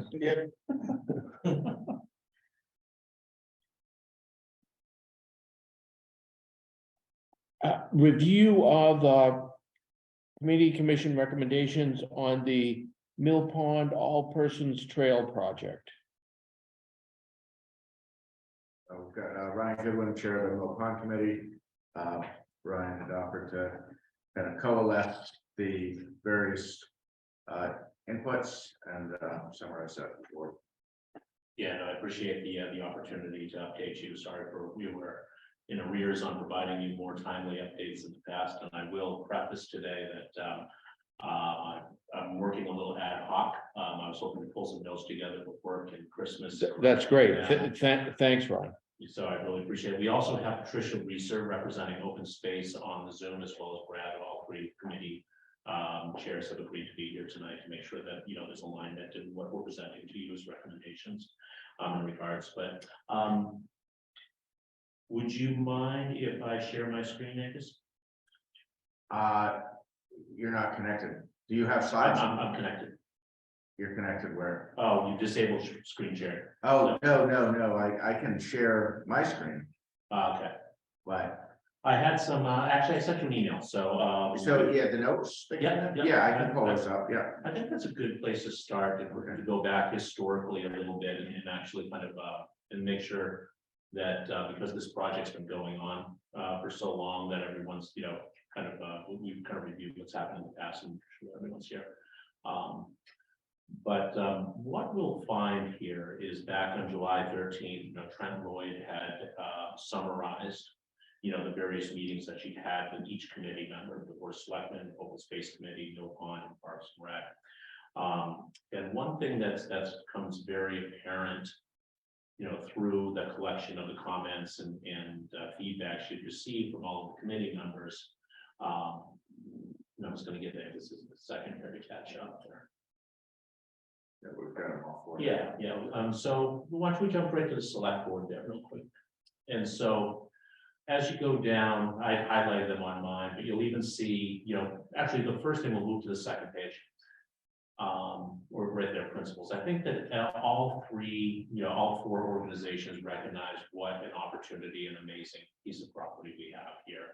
And, you know, the goal is to continue to make it, you know, rustic, to continue to enhance its, you know, accessibility and availability.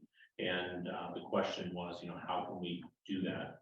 And, you know, one of the comments that really became apparent across all four organizations was that everyone viewed that the parking in and around the pond was a problem. And if you go back up, you'll see, you know, comments, parking or infill behind, you know, this is the Board of Selectmen's own comments here. We moved to Mill Pond, if we moved to open space, we can provide the, you know, these were provided previously, but we can put these in the top of your inbox. But again, you know, all four groups, you know, recognize that the current configuration of the parking dock accessibility area of Mill Pond, actually access to the pond, was not very accommodating for the most part. And so, you know, Trent had taken all of those comments and put together a, again, I'm working at HACA, one of the conceptual side, which he'd also shared back here with the board, I believe, on July 13th. Could you pull that up? Yeah, that was the one that was already. Yeah, that was one that you, so there's this one as well as the slides that you sent me from. Yeah, the slides were Yeah, I've got those, that's out there. Public meeting, thank you. And so she had, you know, we commissioned, you know, the wetlands delineation, the layout, et cetera. And she'd come up with a conceptual design, to remove the current road as it stands right now, to route that in and behind the Mill Pond building where it actually already is, and open up that entire waterfront. Because what we're currently seeing, if you could back up a couple slides, what the Mill Pond, that's perfect, what Mill Pond members are seeing. And so we have four of our committee members right now reside on Mike Welch, the Cornings, Jen Costain, Robin, and then, you know, we spoke with Ed Markowitz as well up on the pond, and all of them feel that this is a problem. You know, there's constant vehicular traffic, there is lack of compliance in parking. What we've seen, wheels of vehicles down, actually going into the pond to unload boats, you know, automotive fluids in and around the area. And so, you know, it doesn't provide accessibility.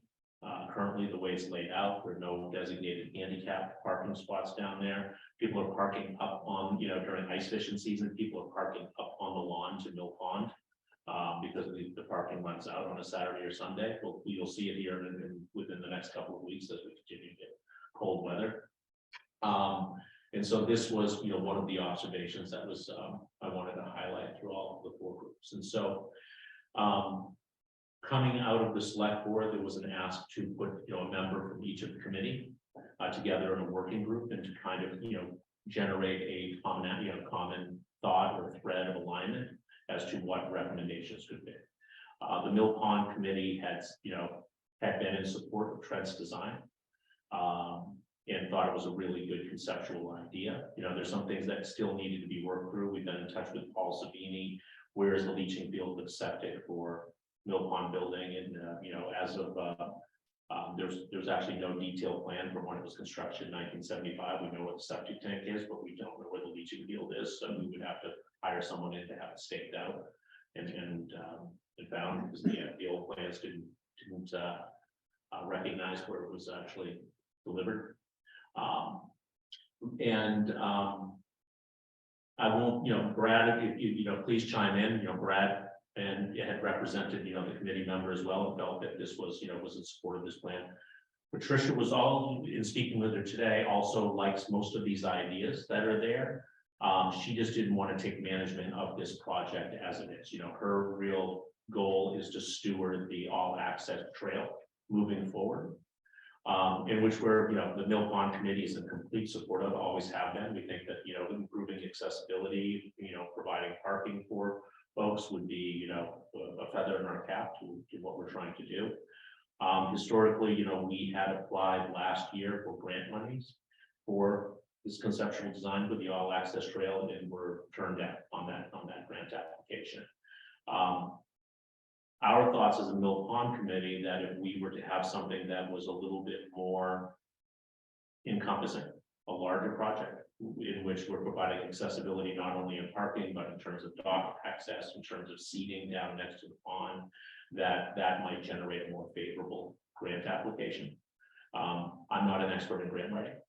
You know, I'm sure, you know, Brad or Patricia thought it might complicate matters on that fact, but you know, I'm not sure. You know, I don't have any data to really draw upon it, as I've never written a grant application about that. So let me kind of pause there, because I know I've been rambling on for a few minutes, and give other people a chance to chime in or questions you might have. Well, it sounds like everybody's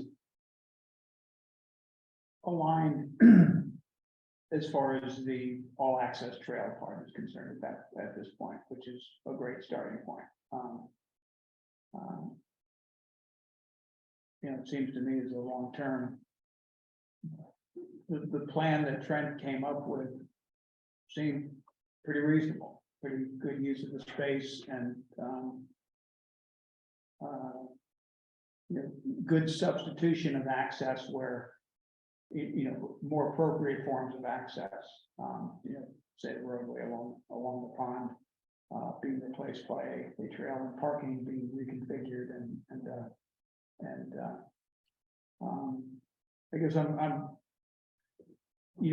I personally would like to see the town, as the town is able to accommodate it, because there's a lot of other things on the table right now. I'd like to see the all access trail go in, but long term, I definitely, am supportive of the overall proposal. Yeah, I'm sure there'll be places where it needs to be tweaked or modified or fleshed out. Yeah, I think the question, that I think we all have kind of in our heads right now is like, we're dealing with an unknown variable, right? Do we proceed forward on a larger project where we're looking at a more accessibility from a larger point of view? Are we looking at it just from the trail, right? But that doesn't solve the fact that, somebody could come in and, would have lack of accessibility in terms of parking to be able to even go to the trail. So there's potential hurdle to even accomplish, to getting to the trail even once it's accomplished. The other idea is, do we take a larger view at Mill Pond, even with all we have going on, and try in one swoop, it could be phased out to try and get, a larger vision for what we're hoping to accomplish. And so, Angus, could you jump back to Trent's schematics, not the schematics, but the actual kind of 3D drawings. Right. And so I think here, you were there. This was, some of the original ideas of accessibility, right? So you have the handicap parking next to the trail. You have, the accessible trail beginning right at the edge of that lower parking, make that only handicap, make the dock accessible, and make that area graded such that you could have accessible seating as well. And so that's the question. And I think, I know Tricia's wish is like, let's just get the trail done. Let's phase this out and get the trail done. But I don't, I actually would lean on you guys and say, should we only go for the trail, or should we be trying to, get a larger vision on what the potential of Mill Pond could be for this area, for both accessibility as well as just the enjoy, that being the major, spear thrust, but also, it would also increase its ability for Page School to be able to use the property for, the summer program, things of this nature, So I think there's a lot of, there's some questions there. Brad and Patricia, I don't know if you guys want to chime in at all. You guys are there? Yeah, I'm here. This is Patricia.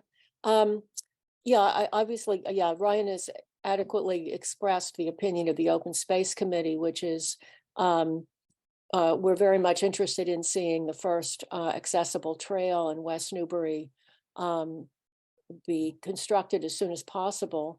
And what we're concerned with is that the laudable but more complicated overall concept that Trent advanced for parking and road rerouting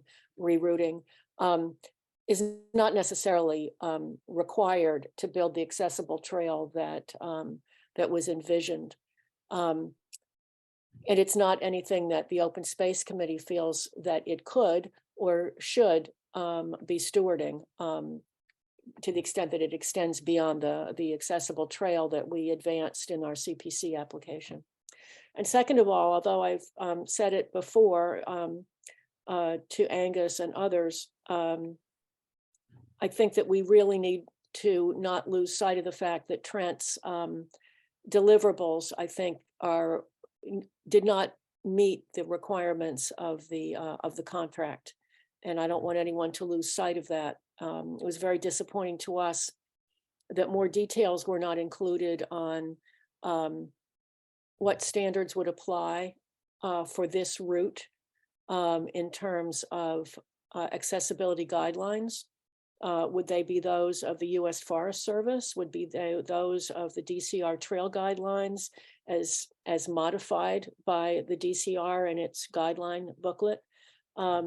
Or because we might be going for a Land and Water Conservation Fund grant, would we then be subject to other U.S. Federal guidelines for trails? She didn't really address any of those issues, and she also didn't address permitting requirements such as layout of the trail that would require natural heritage applications and permitting, and maybe even historical commission permitting. So, you know, I know there's the big picture. Is it one project or a phased project or no project? But I don't want to lose sight of the fact that I think Trent has a lot of work to do for us on the final report.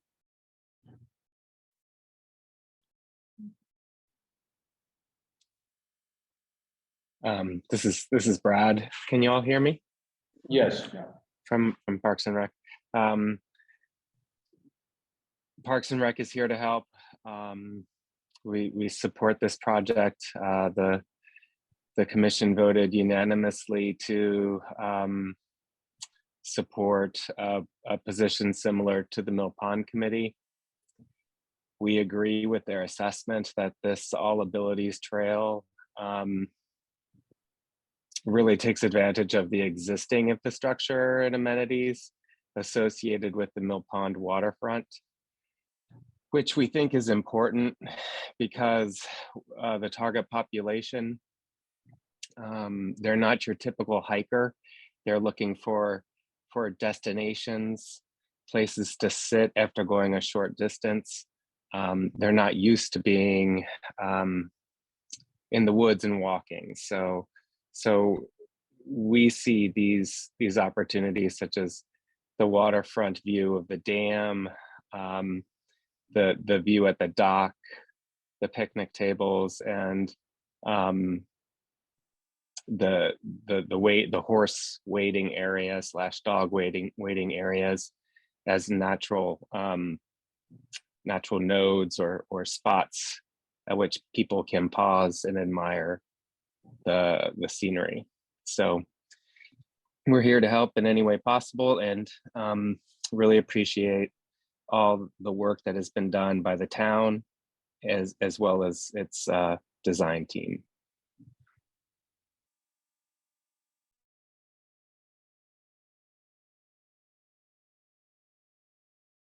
I just have an overall reaction to this mock-up. I mean, in addition to parking being mentioned by everybody, the rural character of it was mentioned by everybody, and I don't see that as consistent with people's vision of, you know, the Mill Pond waterfront. So it may be that we're looking at something completely different, but that mock-up just really bothers me. You know? It looks like a city park, you know.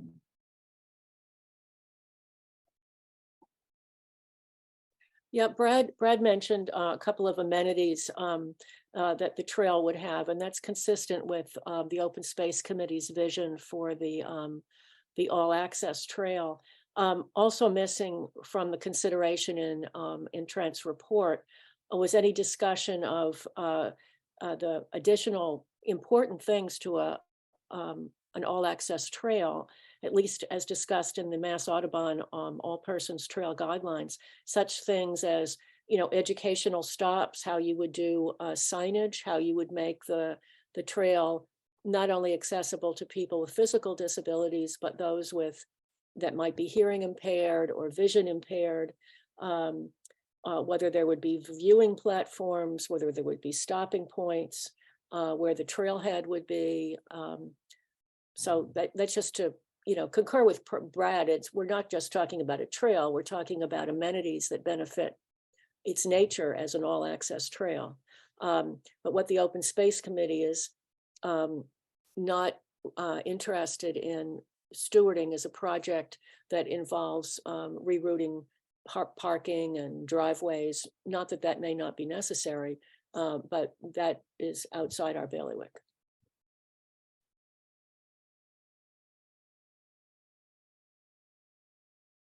Yeah, I think Trent proposed a design based on the feedback that is referenced, you know, before at the beginning of this meeting on that parking was the number one highlighted concern by all four committees. She's got Question. How many phase, if going with what's labeled phase one, how many parking spaces are provided? I don't know, Brad, but you know what, I was astounded to learn is that, reading the, I think it was the Mass Audubon All Persons Trail Guidelines, they mentioned that required parking spaces are mandated by the Massachusetts Architectural Access Board. And when we were discussing parking spaces and how many back in July, Trent never mentioned that. So I suspect that the number of spaces required for the proposed trail itself, that question is already answered by reference to the Massachusetts Architectural Access Board. Well, no, that it isn't. That's not typically something they would govern. But I see based on the plan here is we have 2 handicap spaces, which is a lot. And if we were to stick with the phase one approach, then we would have 2 handicap spaces and then 3 spaces for the public. Which is less than what we have down there already. One of the things that's interesting, Patricia, is you mentioned the resource from Mass Audubon, and I attended the Mass Trails workshop this past November. And the woman who runs that trails program, she gave a really thoughtful presentation, and I took a lot away from it. And one of the things that I noted from Mass Audubon is that all of their trails are different. And all of their trails are at sanctuaries with staff to provide the services required for those with disabilities. It's a high needs population. And she said that they're thinking about unstaffed destinations having these types of trails, but right now they only focus on where they can provide those additional services.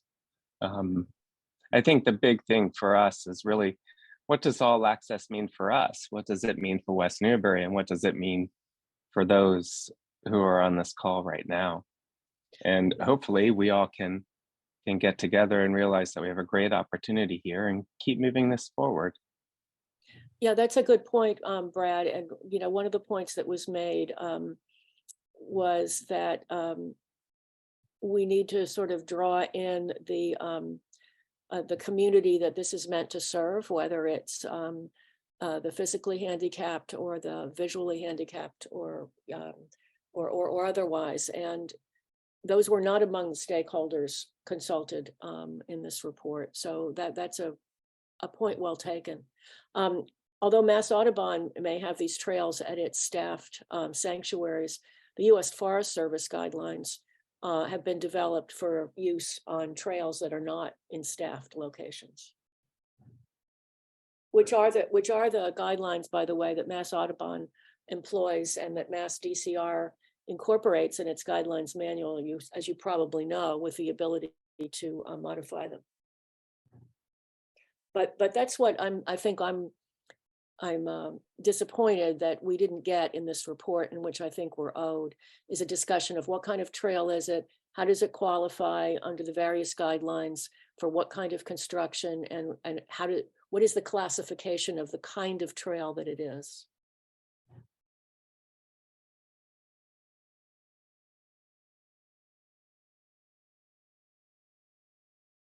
And what I guess is, what does open space as a strong advocate? So what type of conceptual framework does the committee want here? Well, I think we're interested in having that analysis, by Trent. I mean, she should be able to, if I'm hoping that she would be able to look at the various guidelines and based on her experience, tell us that, under the DCR trail guidelines / US Forest Service guidelines, what's required of this trail, given where we have outlined we want it to be, from the dam across the culvert down to the waterfront, accessing the picnic tables, and around to the point on the pond. And her answer when asked about how the trail would be constructed, she offered no guidelines on its dimensions. She offered no guidelines other than it would be stone dust, notwithstanding that it goes through wetlands, which we understand may well be inappropriate locations for stone dust. She didn't discuss how, if any, boardwalks might be constructed, if necessary, in wetlands. So I think there are a lot of questions that didn't get answered, and that's just on the small aspect of this total concept design, which is the all access trail. Yeah, Tricia, I mentioned this on the phone, you know, I don't clearly know this answer, but I wonder in my head whether or not that is more in the purview of the engineering design. I don't think so. If you look at her tasks, she was required to address, among other things, drainage, grades, code requirements, natural resources and constraints of the site. And I would think that code requirements is broad enough to cover what kind of code requirements apply to the way the pathway would be constructed, given her layout. I kind of think that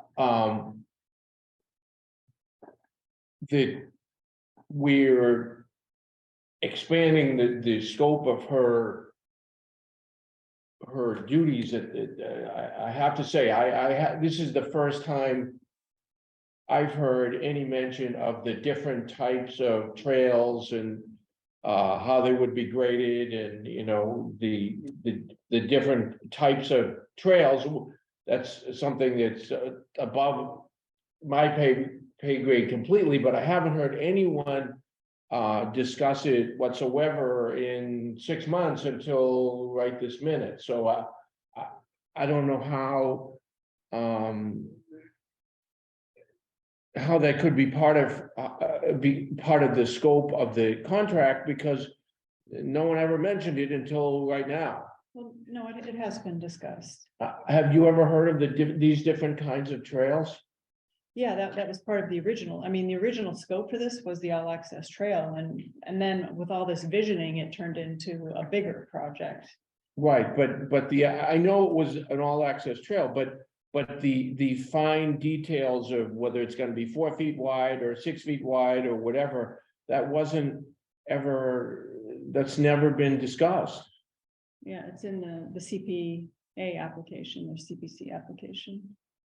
Okay. Well, but that was filed when it was anticipated to be a $60,000 some odd study, right? No, I Yeah. think it's Yeah, incorporated in the scope. I know I prepared some of the presentations for CPC. This is Brad.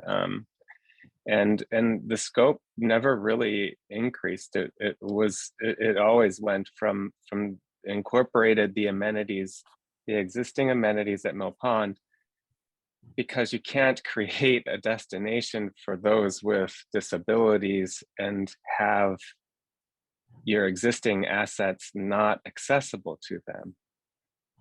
You need to invest in making sure that what you have, whether it's a dock or the parking or the trails, actually function for their needs.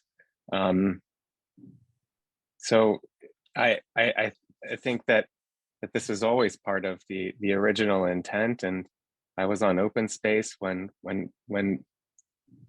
John Dodge signed the proposal. It's always been a bit more than a trail because of the existing conditions at Mill Pond. Yeah, Brad, can I just quote from task 5 of the contract? Hard and soft cost estimate to help the town better understand the process and costs associated with future project phases. Prepare a memo outlining future permitting and design requirements and costs, along with an estimate of probable construction costs.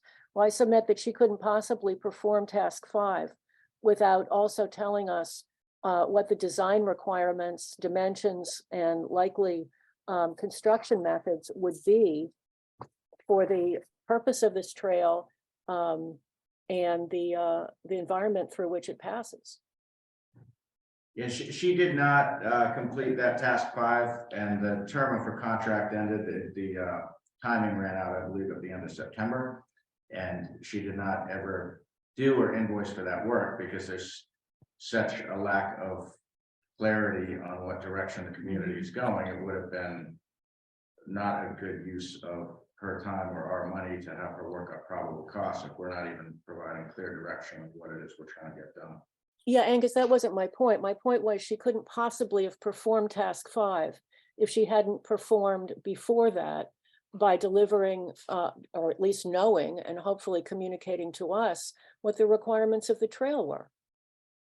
Was it 4 feet or 5 feet? Was it 8 inches of base? Patricia, that's really typically guided by the client. The client would say, I budget is really tight and I don't want to spend a lot of money. Then you go with the bare minimum, which is 36 inches wide.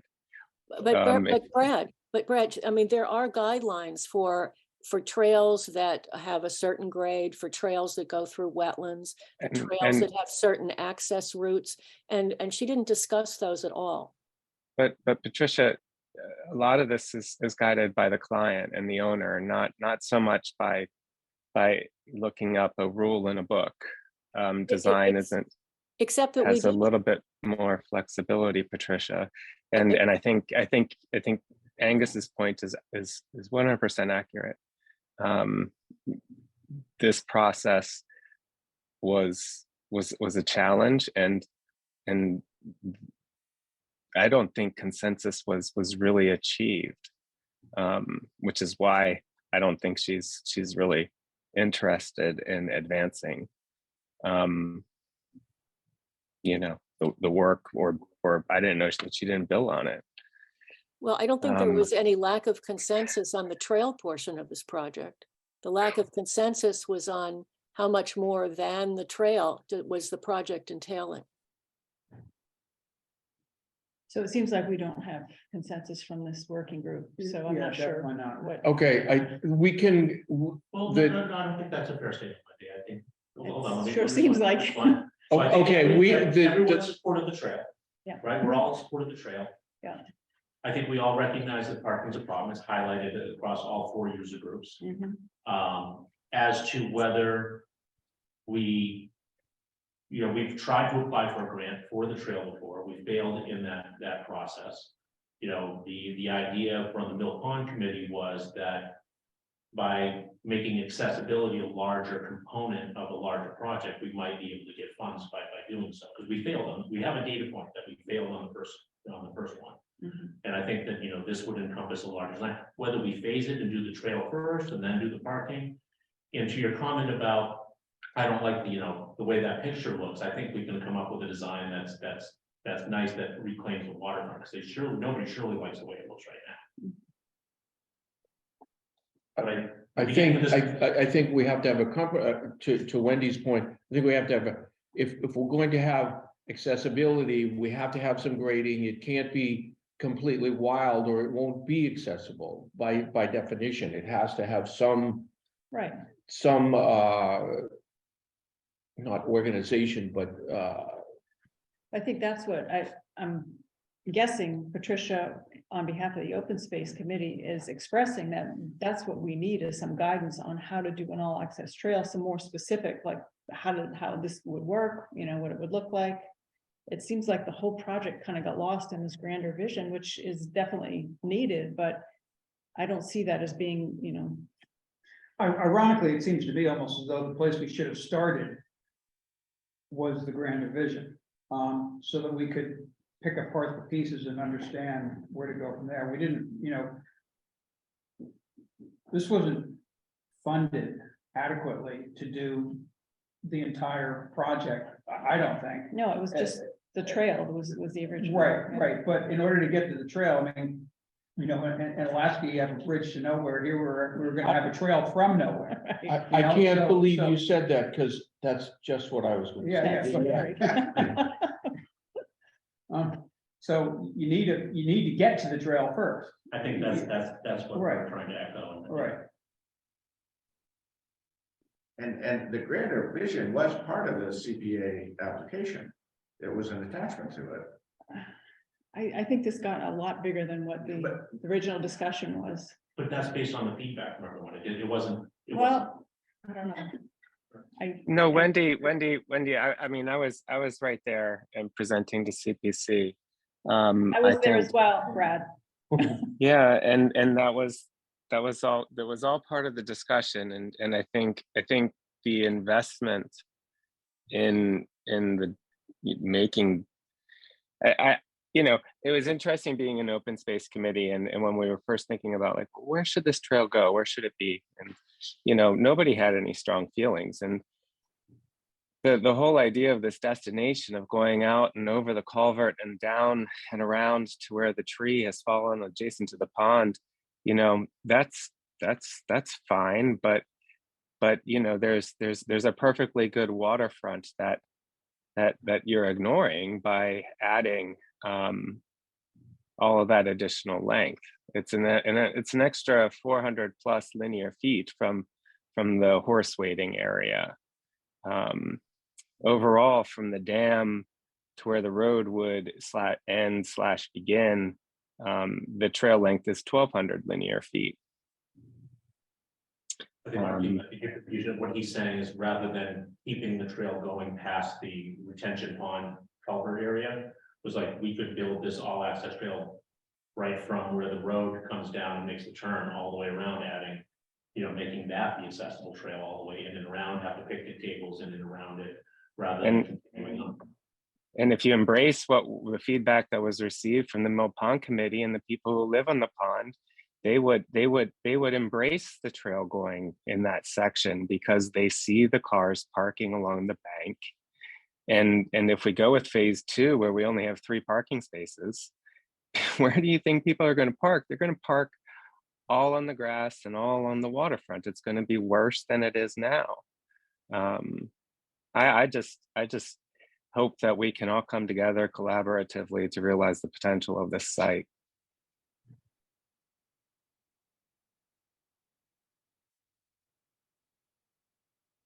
Yeah, open space is certainly not against that, but open space is not willing to steward it and take the project on as its own, as it was for the trail, you know, from the dam out to the viewing point. No, And I think we're not saying a smaller trail isn't appropriate either. It's just that, you know, we're offering our help and support and stewardship of a trail only project, but we're not saying we're against anything else. Mill Pond would be very excited to take on that project. And the other thing that seemed to come to light in this very meeting is that, you know, because of the delineation, you know, outlined from in the Mill Pond management plan, there seemed, you know, in terms of governance and holding Trent or other subsequent engineering design firms accountable, there really needs to be one person, it sounds like, to be able to steward that, because nobody's really kind of, you know, diving in and you know, it's not Angus's job, you know, it's you know, to be able to. Well, in this case, I did it. I mean, this is part of why we hired a project manager, is because it's. Or that person, yeah. But I mean, I will say that when I look at the scope and budget of, the budget was like $9,300, and how many meetings and how many work products, and this is a conceptual planning process. It's not an engineering planning. I think it's a little bit unfair to publicly disparage a vendor multiple times.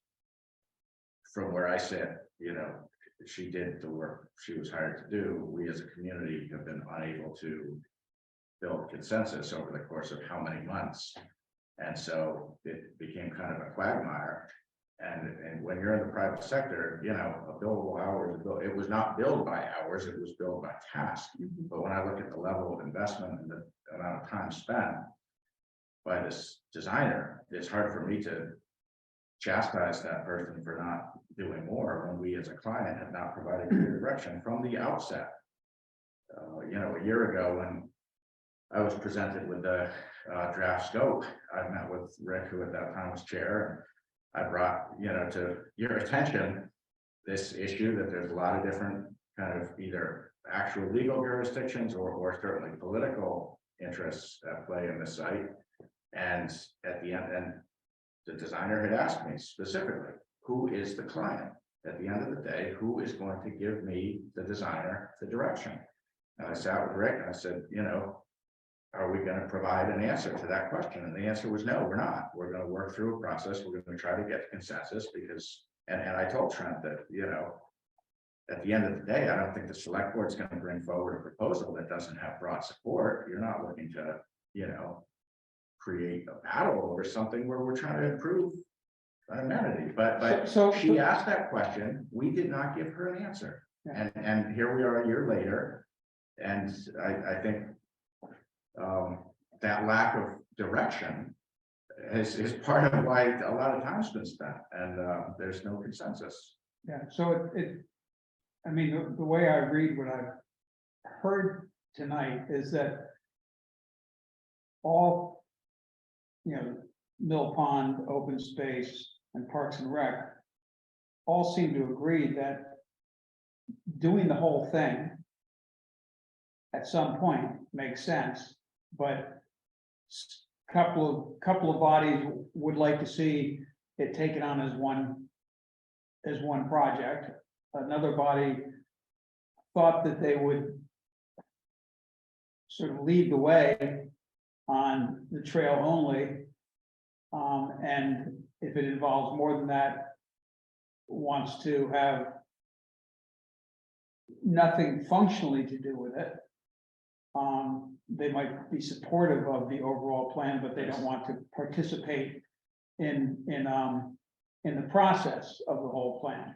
No, I think that's inaccurate, Rick. Well, that's the way it sounded, Patricia, okay, that's the way, I'm sorry, but that's the way I interpreted what I heard, so. No, it was, we were unwilling to be the stewards of a project other than the trail project. I mean, that's how open space envisions its role is trying to advance the all access trail. And however laudable the entire reworking of the driveway and parking at Mill Pond is, that's beyond us, beyond our scope. But we're certainly interested in participating in the design of the all access trail and the requirements of it and its amenities. And Mill Pond has been, and Patricia will echo this, been supportive of wanting to put in the all access trail. Now having more data and more knowledge, wouldn't it be premature to just build this trail without taking in a larger design view? Like, should it go around the bend, or should it be inclusive of a grander vision? And that's the question we're left with, right? We want the all access trail. We want the accessibility. We want the picnic tables to be accessible. We want the parking to be accessible. We want people to be able to enjoy this environment. But I think, just jumping and pushing forward only approval on an all access trail is penny wise and pound foolish. I have to say, I initially was not in favor of for quite a while of expanding the scope, but when you actually to what Brad said actually makes a lot of sense, that we have a problem with cars just going willy-nilly anywhere there parking, and if we're going to even more limit the parking spaces right to at the trailhead, 2 of the 5 being handicap spots, that it's going to be we're actually creating a new we're exacerbating a problem. Intensifying the parking.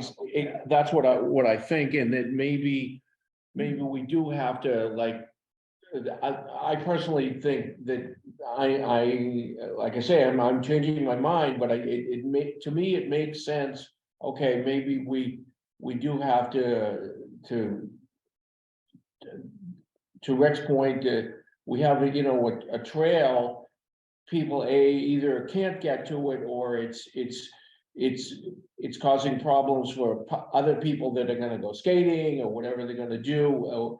The parking chaos actually might be worse by doing this. So I kind of think that maybe expanding the scope and making it all part of a bigger project, to me, makes sense. I think we're you know, we're building a really nice, interior of the car, but we don't have an engine. I'm seeing, Brad's got his hand raised. I don't know, Brad, if that's an old hand raise or if that's current. Yeah, I And just I wanted also to, said, we've got 5 more minutes to talk on this. That's it. that- You said 5 minutes originally. I know.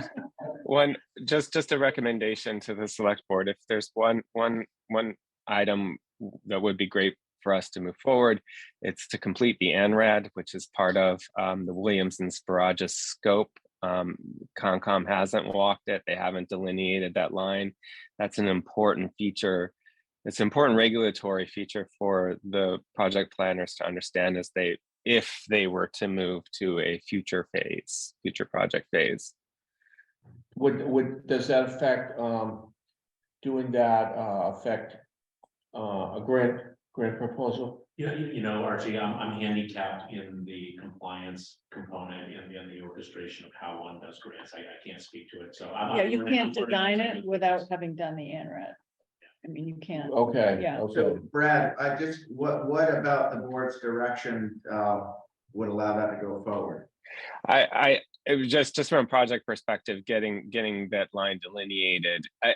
I'm not sure what's being considered here tonight, if the project's going to be move forward or not move forward. But if I would just recommend one task would be to complete that ANRAD and delineate the line. I guess my question is what has held that up and what action would the board need to take in order to get that moving forward? I hadn't realized that was not going forward. I misspoke. Sorry. I think that I withdraw my comment, Angus. My apologies. That had been done already. Okay. Yeah, I think the agenda item was to update you on the commission of the 4 members, and I don't know if there was action items needed coming out of this or not. I'm happy to entertain any, but this is, I think, I lost something, so, The ANRAD was done. oh, it is done, okay. No, it's not. I don't think Concom's walked that line. And Michelle, you did. I see Michelle on the line. Do you want to just give us the real deal? I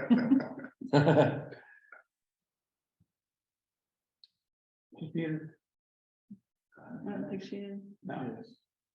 Okay. No, she's not muted. Okay. We don't hear her.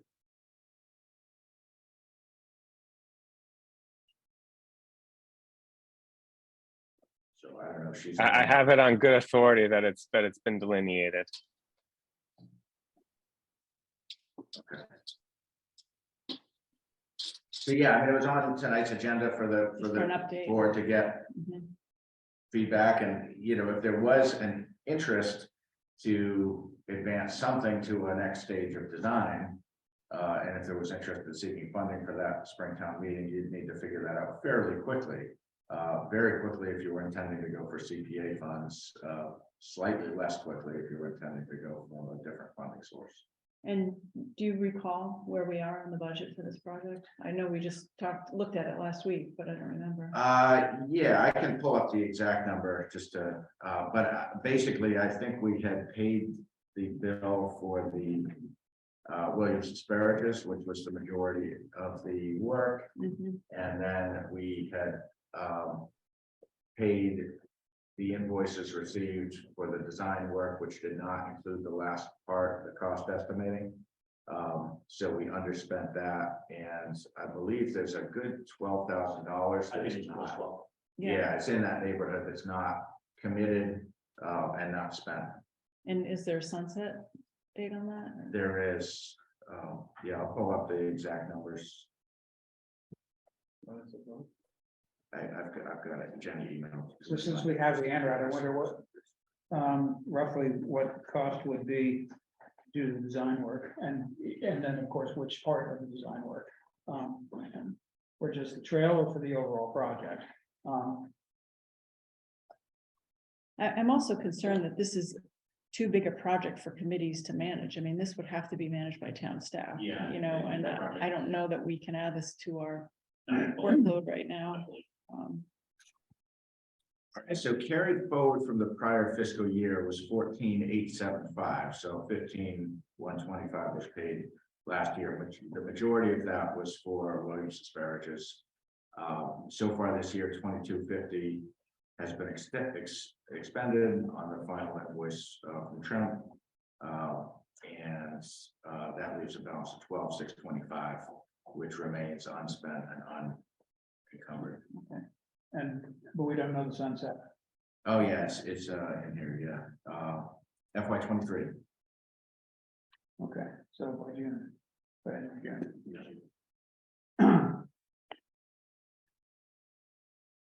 Okay. What do we do? No, I don't see a path forward. No pun intended. Rick? It seems to me, we don't have time to take this any further tonight. We don't, That- no. That we should pick it back up on another night and figure out when you say you don't see a path forward, I can't believe there's not a path forward, but we have to figure out what makes sense Mhm. and what's practical and what the potential time frame could be. Obviously, there are a lot of other things, a lot of other projects that have to be accomplished. Right, And where could this, when could this fit in with everything else that's obligated? But it's not gonna be a trivial project. I mean, the whole site, even just doing the Even the trail is trail not is- gonna be a right. trivial project. right. Because there are some difficult sections on it. Depending where the, right. If it goes along a whole new graded area, maybe it's less, I don't know, I'm not an engineering expert, but I hear what you're saying. Yeah. When you get past that culvert, it becomes. Yeah. you know, it's- But I mean, I personally, I agree with them. I mean, we're not making use of the waterfront there. It's quite honestly, parts of it are pretty pity, Right. more than pretty pity. We'd be able to allow sledding back in, from the Mill Pond Hill all the way to the pond, by removing that frontage road right now. Getting that on dirt. Right. So. Thank you all for your time. Sure. I Thanks, appreciate it. Ryan. Thank you, Ryan. Thank you. Sorry, this took much longer than. Well, it takes. Sometimes. Happy holidays. Yeah, you too. See you You later. too. I'm gonna get out and slide a little bit in the snow. Will be, yeah. Good. We'll be up there. More snow coming on Friday. Yeah, yeah. So, here's all. Good. Happy holidays.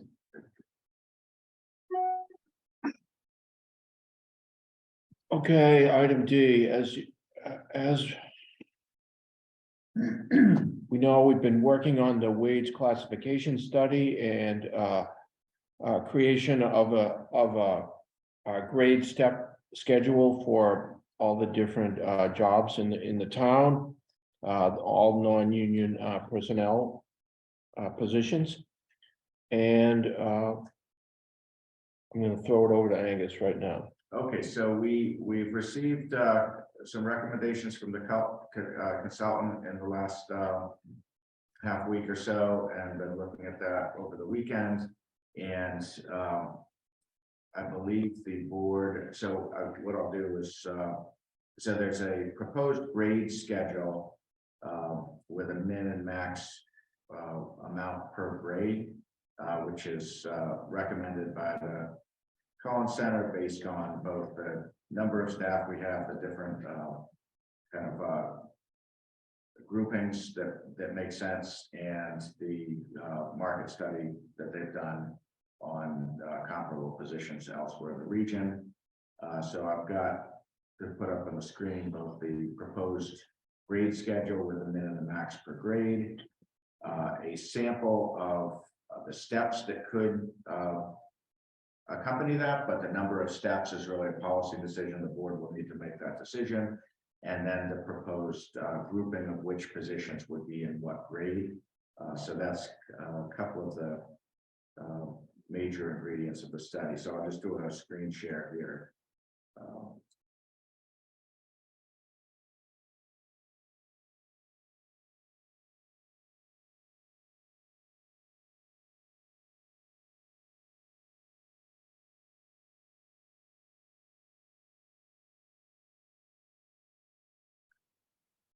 is.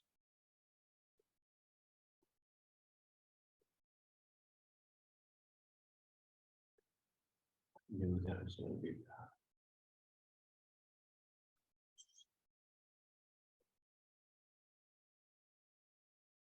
Okay, so I think that people are seeing the slides.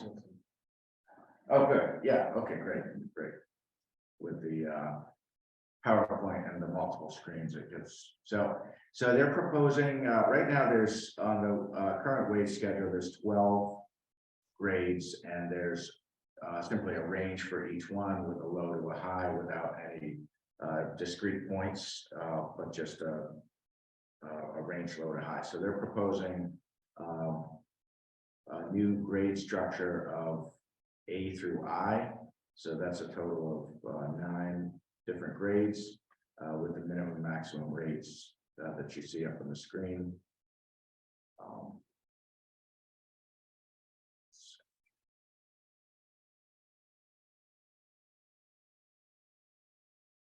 And what you see here, the sample grade and step table, is not necessarily what you vote. You know, the boards, there's been discussion of numbers of steps per grade ranging from 7 all the way up to 12. And so basically the larger number of steps, the smaller increment between steps.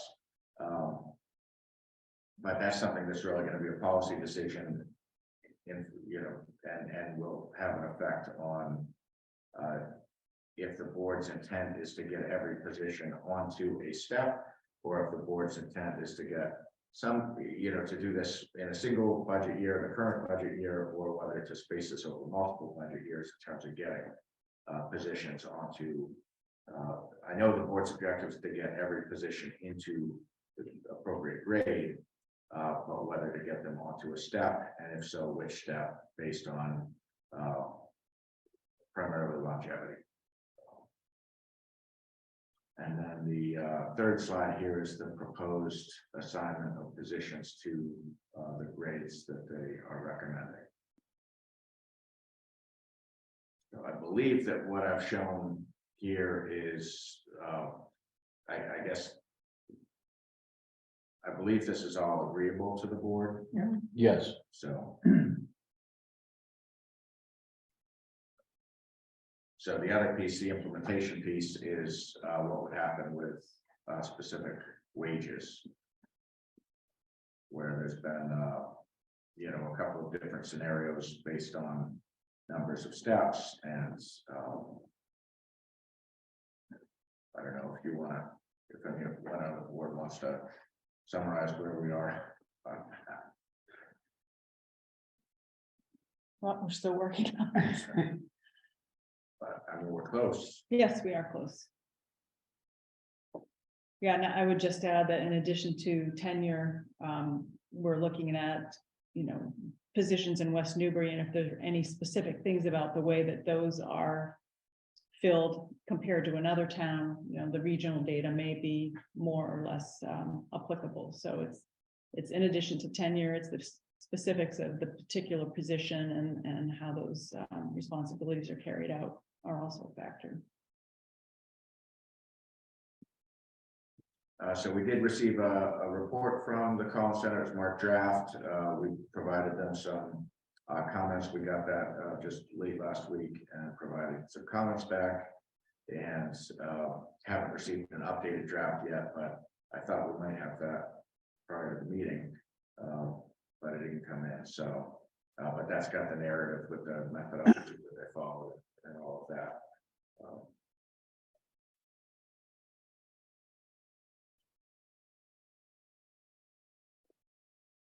So,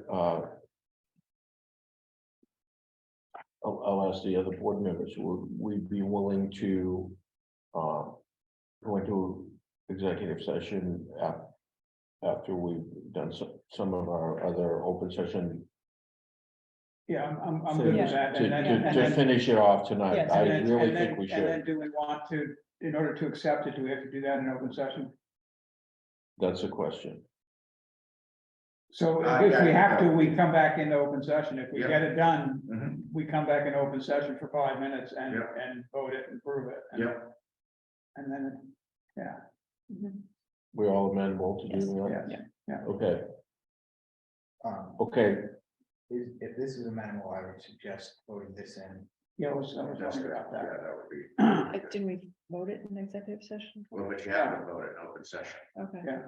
Yeah, so, because yeah, it's a wage thing, we have to. so just the first. yeah, can you, show those, yeah, okay. Do we want to, the grades, we want to do that? We Yeah, just- well, I think we. We need the min-max range. and Right, the exactly, positions. yeah, so I would move that we, adopt the proposed, what's shown as proposed grades, we would adopt those as the grades. With the min-max, range for FY 23. As shown on the screen currently. Second, Further discussion? No. All those in favor? Aye. Aye. And then I would move that we approve the, position grade schedule as currently shown on the screen. Period.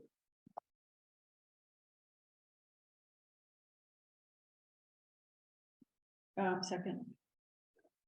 Discussion? Yeah, just some of the titles still need to be modified.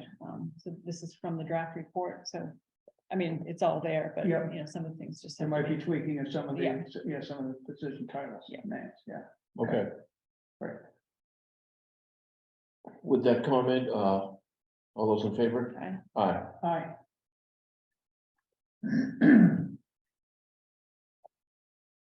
Let's get that map out of it. All right, so we'll,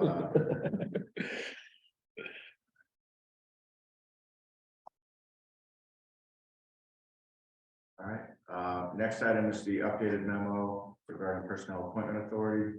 This is, I think, the third time we've seen this, so this was updated recently to reflect advice from town council. The initial memo I had sent back in October had highlighted the two questions that I thought were ambiguous, and so the board had recommended referring those to council, which was done. And so what you have in front of you is updated to reflect council's opinion with regard to both of those ambiguities and their conservation and health.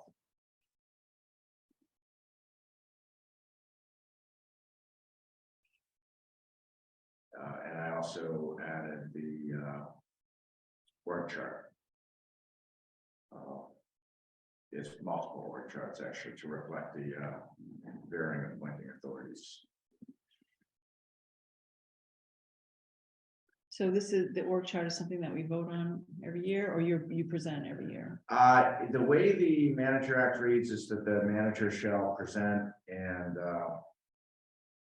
I can pull up the exact language, but basically it's subject to the board's endorsement. I wouldn't know that tonight is the night to do that. I think it's, would typically be within the budgeting process for the subsequent year. I think this is, if you see any problems with this or questions about this, that would be great, but I would think it would be, I would include something like this in my proposed FY24 budget. I think that's the right way to do it. Yeah, that makes And sense. up to this point, every year, going back to 2018, I put together a draft, but because of some of the ambiguities, it wasn't really feasible until more recently to put together something that seems to reflect, or is intended to reflect,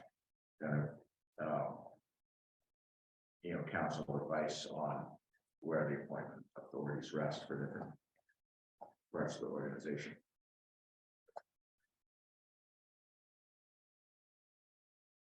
So as you can see with the select board, board of health, park and rec commission, and library board of trustees, all retain appointing authority for some number of staff.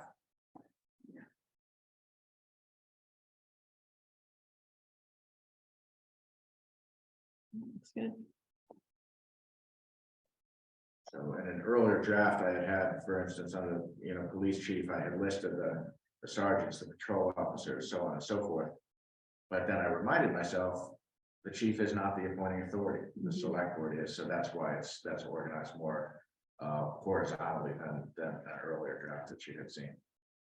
Obviously, you're going to start on the chief's recommendation, and in every instance I've ever seen, you follow the chief's recommendation. I know, it's It's never not- been anything but. Yeah, but at the end of the day, it's up to you. And why is the line to the DPW director dotted? So I put a dotted line in just a couple of places. One, the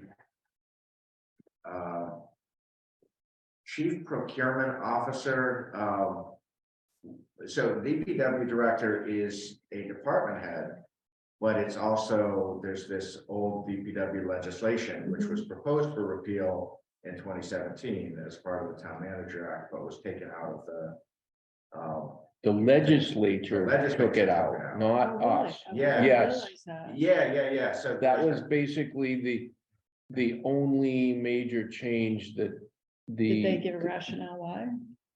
no, it just goes into, we don't even know what. Everything The is sausage, you don't want to know how that's made, no. Yeah, so part of the preface of the Town Manager Act is to repeal, there were two statutes that were proposed for repeal. And one was the, I believe, 2005 Act that established the DPW. And that legislation in 2005 conferred on the select board the appointing authority for the DPW director. So, in practice, when we hired our current DPW director back then, that position was brought to the board for appointment, but the board at that time was content for town manager to conduct the interviews and the screening, and I brought forward a recommended candidate, the board appointed. And the board at the time said, they said, we thought you were the appointing authority. I said, well, that was the intent when you did the Town Manager Act, but because this 2005 Act was not in fact repealed, it is still on the books, and therefore. Okay. And in fact, it was part, that was one of the things we knew to repeal, and somebody in the Senate got to somebody, the state Senate. And so that authority continues to rest with the court.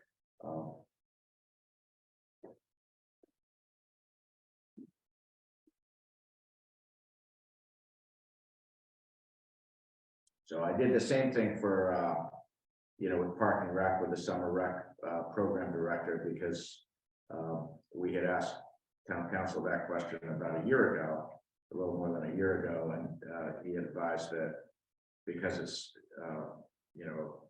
essentially a department head position, that it's appointed by the town manager, but other than that position, the Park and Rec legislation conveys, broad appointment authority on the elected commission.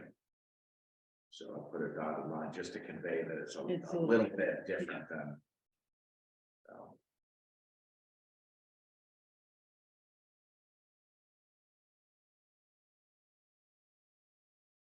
Okay, let's keep going. So if this looks good, I would intend to recirculate it, because I had sent it around at the time and with the ambiguity. So now I think if it's clear, this could be sent around and hopefully help clarify things for the whole organization.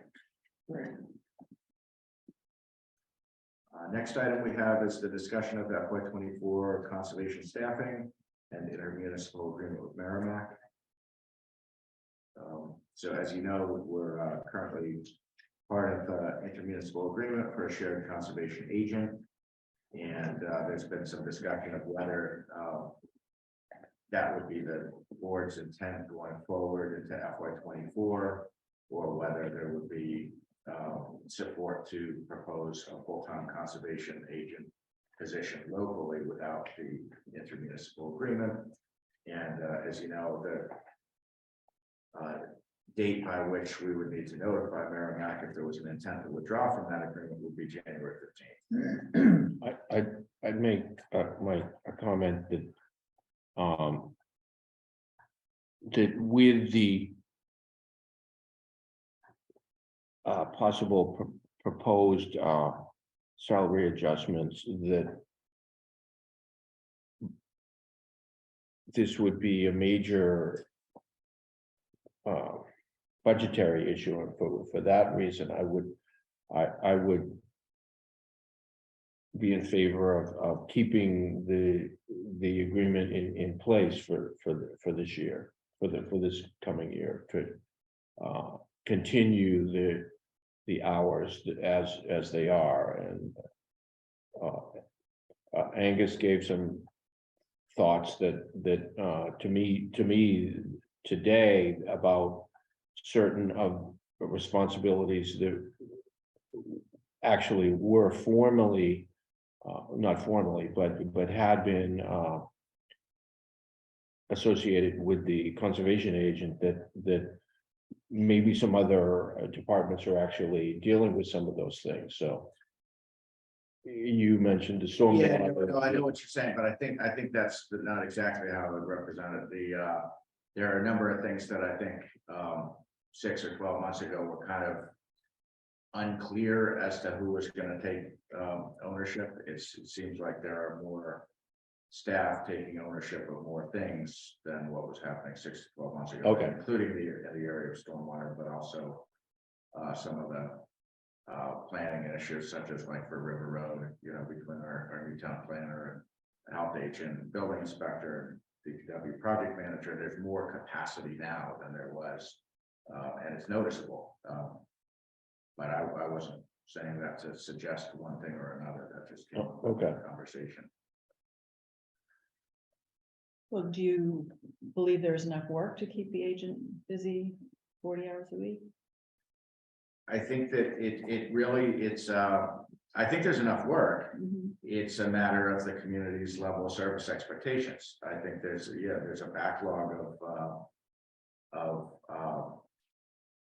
projects or initiatives that, in particular, the Open Space Committee would like to see get more time and attention. So I think if it's the town's intent to for those to go from a, if there's time it will get done status to that's on the short list and that will definitely get done, then yes, there is definitely the work. But it's really a level of service discussion of because as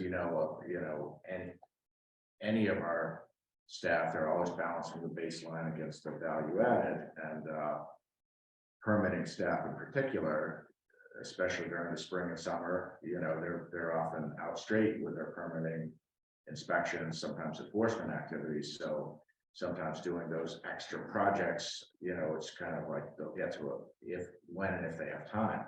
I think with an increase in hours, you would have more dedicated time to advance some of these things year round, and they wouldn't be subject to how many or how few permits get filed. So I think it's a level of service discussion. So I think if it was full time, I think the position would be busy. Yeah. Yeah, So- it seems to me we have town purchased resources in the form of land that that can and I think should be managed. And whether it's there's a host of areas where land needs to be taken care of, and we have I don't know, 400 or 500 acres, at least more than that the town owns that currently are, in my mind, not being tended to. And that, that's one responsibility that I personally think we should take more seriously than we do. And that, requires time and effort. But see, I wonder if that's a job for someone of why is that the conservation agent's job? Well, it's the land agent's job, I guess. But I think there's a distinction to be made between monitoring and coordinating and actually like doing the work. I mean, I think it's some of both. It's not, completely the person out on the trail with a chainsaw. It's also monitoring the conservation restrictions, making sure everything is, kept up. And maybe coordinating with DPW and or volunteers or interns to, to get the work done. Somebody has to own it. I think right now that's what we're missing. It's Okay. nobody's job to make sure stuff gets done. I see your point. I'm thinking of, why are we paying someone at a reasonable salary to go out there with pruners and stuff? That seems, I think it's larger than that. Yeah, okay. But can we separate those two things? Well, that's the implementation. is the key. Yeah, it's interesting. I mean, I've worked in towns, both, Marshfield and Westford, where the full-time conservation agent played a role like that. Westford's probably the best example, where the agent had a very hands-on role coordinating the work of volunteers in doing some of the trail maintenance. And that was always part of the agent's responsibility. It was part of what kept him busy. And there was a lot to that. Communications, liability waivers, scheduling, logistics. There was a lot to it. I think Coordinating it or actually doing it? coordinating, not actually doing it. Okay, Yeah, I think he would join them sometimes, but that wasn't really his function. It was, so I think in this town, there is a perception that the Conservation Commission is purely a regulatory entity, and in fact they are. But there are towns where Concons have more of a, they're not just looking at the Wetlands Protection Act, they're looking at CRs and maintenance of CRs and maintenance of land. So I think where this town, the primary impetus for some of the maintenance activities or lack thereof are coming from the Open Space Committee, and they were certainly the prime mover in getting the land agent responsibilities defined and getting the hours expanded to include those responsibilities. They definitely have a kind of a clear idea of how they'd like the time to be used, but and also obviously as a department head who works for the town, the conservation department, like every department, is responsible for its share of helping the town with some of its overall obligations, like stormwater, which is a town obligation, and different departments do different pieces of that based on what makes the most sense. So there's other initiatives like the River Road, resiliency study that, in my view, would be incomplete without having the conservation agent there because of the knowledge and so forth. So there's kind of really three types of work, and I think in some towns that could all fall under the Concom, and that could work just fine. But I think in our town that the commission seems to have a kind of a narrower view of its function, and I think it would be very important if the town does expand the hours, that not become a constraint on the agent who already is and will continue to be juggling a number of responsibilities and needs to be able to exercise some professional independence to be able to manage the workload in the way that makes the most sense given the various demands. okay, so let's come to it. Well, I would move that we, change the conservation agent / land agent position to a full-time West Newbury position, meaning that we would, not, re-engage in the, intermunicipal, agreement. Second, Further discussion? do we need to define what we mean by full-time? Or- Yeah. In the personnel policy, it's defined as 40 hours. Okay. Good point, Dewan. Mhm. In terms of this, the kind of management oversight, this issue that we just kind of touched upon, do you feel the need to clarify that prior to any, formal notice given to Merrimack, or would you intend for us to go ahead and provide formal notice to Merrimack of withdrawing? and before you respond, I will certainly keep my counterpart in Merrimack apprised of these conversations. I've briefed her a couple of times and would tell her tomorrow if the board's intent. But my question is whether you want to send formal notice of withdrawing or whether you want to first ensure that an expanded position would be able to function properly based on a clear management structure. Well, I mean, we have the appointing authority Mhm. nailed down, which is you, right? We do in the town council's advice, yes, Okay. and yes. Yeah, I think there are implementation details to be worked out, but I don't think the fundamental way it will operate will change. Does it make sense for us to have? So we have until the 15th, not trying to cut into the deadline, but we have one meeting before the 15th. And at the level of discussion we've gone to so far, you know, I would think that within 5. Okay, 10. Well, we haven't been 10 minutes yet on this. I don't think so. Archie, that's a question for you, or I guess. You haven't said a question. You haven't said a question. This is a question that if we're, it seems like we are probably going to vote this, my motion positively. Should we wait until we make sure, and should we make sure we have all the details nailed down before we formalize it? Which would be at our next meeting. Yeah, but what details? Well, there were issues regarding implementation. Yeah, I'm not sure that can be nailed down in 2 weeks with the week off in between. I mean, that's gonna be an ongoing thing. Okay. I think probably we need to meet with the Conservation Commission and, just talk it through, maybe the Open Space Committee as well. I think it's up to us in supporting the town manager, Okay, to say how this is gonna work, and okay, certainly, we can have a discussion, but. okay. I did receive outreach late last week from the Concom chair, saying the Concom would appreciate my thoughts on how I envision the conservation agent actually working and being supervised under the new draft job description. So that's regarding the Collins Center job description, not explicitly to do with this discussion. I don't know if the timing happened to coincide with tonight's discussion or not, but That was on the agenda. okay.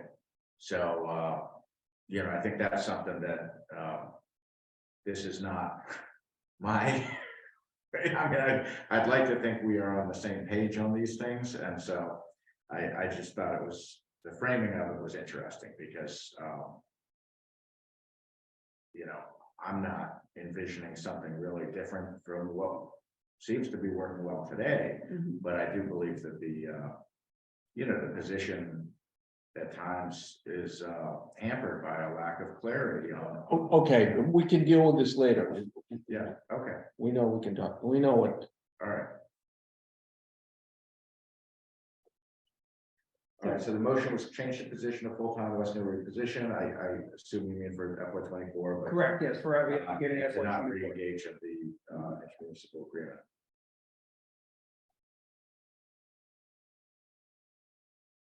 And there was a second. Yeah. Further discussion, I don't know. No, Yes, I do have one point that I don't think any wage increases as part of the study should play a role in the decision. I mean, that's not really, I think we should make this decision based on what we think is the best for the operation of the Conservation Department, not what it's gonna cost us. Okay, That's all I'm saying. that was just a point. Yeah, Yeah. All those in favor?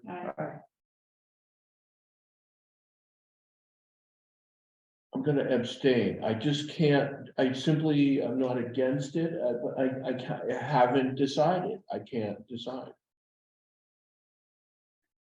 What would it take for you to be able to decide? I think this is a pretty big change. It would be great if the board was in alignment. So if we need to wait till the next meeting. No,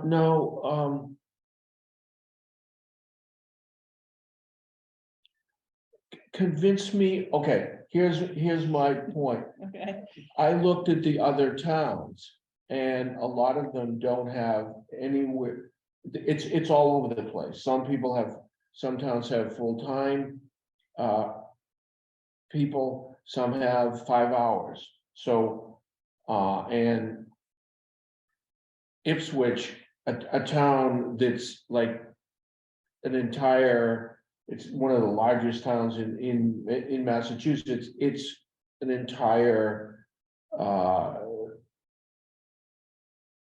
it's the Great Marsh, so there's gotta be wetlands issues there 24/7 at Ipswich, and they have less hours than Yeah, what but- we're proposing, so, But I so think- why is that? Yeah, but I think they also have other positions. I think they have a shellfish officer. They have, and I'm not sure what other positions, but they have other natural resource related to, I'm pretty confident they have a shellfish officer. Yeah, but My guess is that they have other conservation related positions.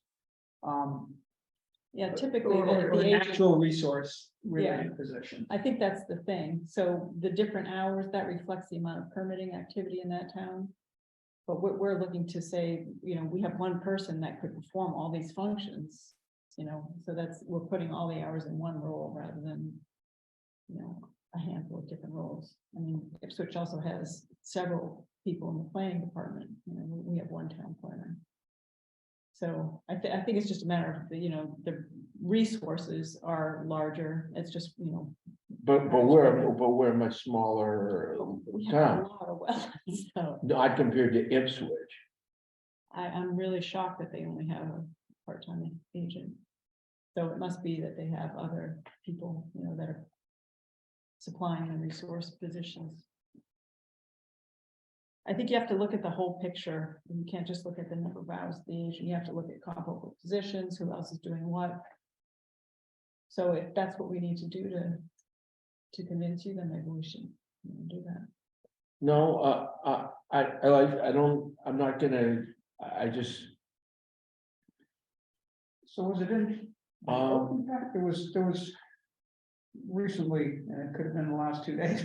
What? There was one of the was part of packets the- that Angus sent us had was the breakdowns by appendix. town. Yeah, it was an Yeah. appendix to the draft. that's what I looked at. And I was trying to find a pattern and I couldn't, because it was like, some places had nobody, some places had a lot, it was it seemed unusual to me. I'm on the Ipswich webpage right now. It does have a name and email address for a conservation assistant Conservation agent In is addition to the- 35 hours. in addition to the agent. So there's an agent for 35 hours and then there's an assistant. Well, it's the fact that there's a gap here suggests let's find out for sure. Georgetown is 40, Middleton is 40, Newbury is 35, Rowley is 40, Topsfield is 30. Which row? That's not on the counts. Okay.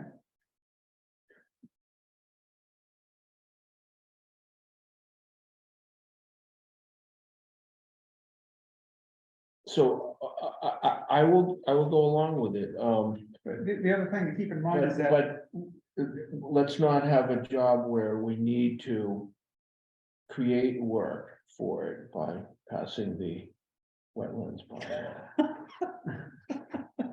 Okay. So now we Note get to to the. self. Angus keeps bringing it up, there's going to be a new wetlands bylaw. He says it to me every day.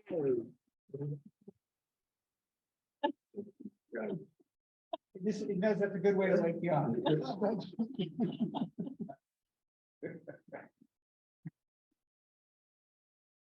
Okay, so I will change my vote to yes. Nice. I don't think that's legal, but okay. You don't think it's legal? Do we need to revote it? He would need to.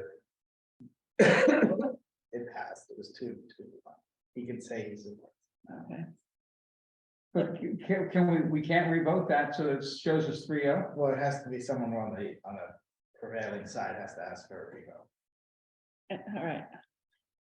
Do I have to make a motion? Yes, Yeah, motion. Yes. Motion to reconsider. All right, I move to reconsider the vote on the conservation. Second. easement. Okay, all those in favor of voting to reconsider? aye. Aye.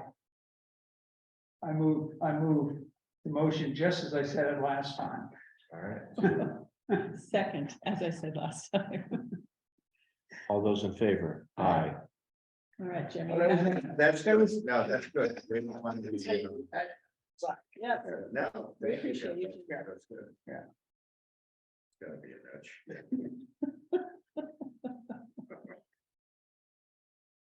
Okay, All right. License renewals. Right? yes, I gotta run the next one. I'll be right back. Jim's got this for the next, I'll just be right.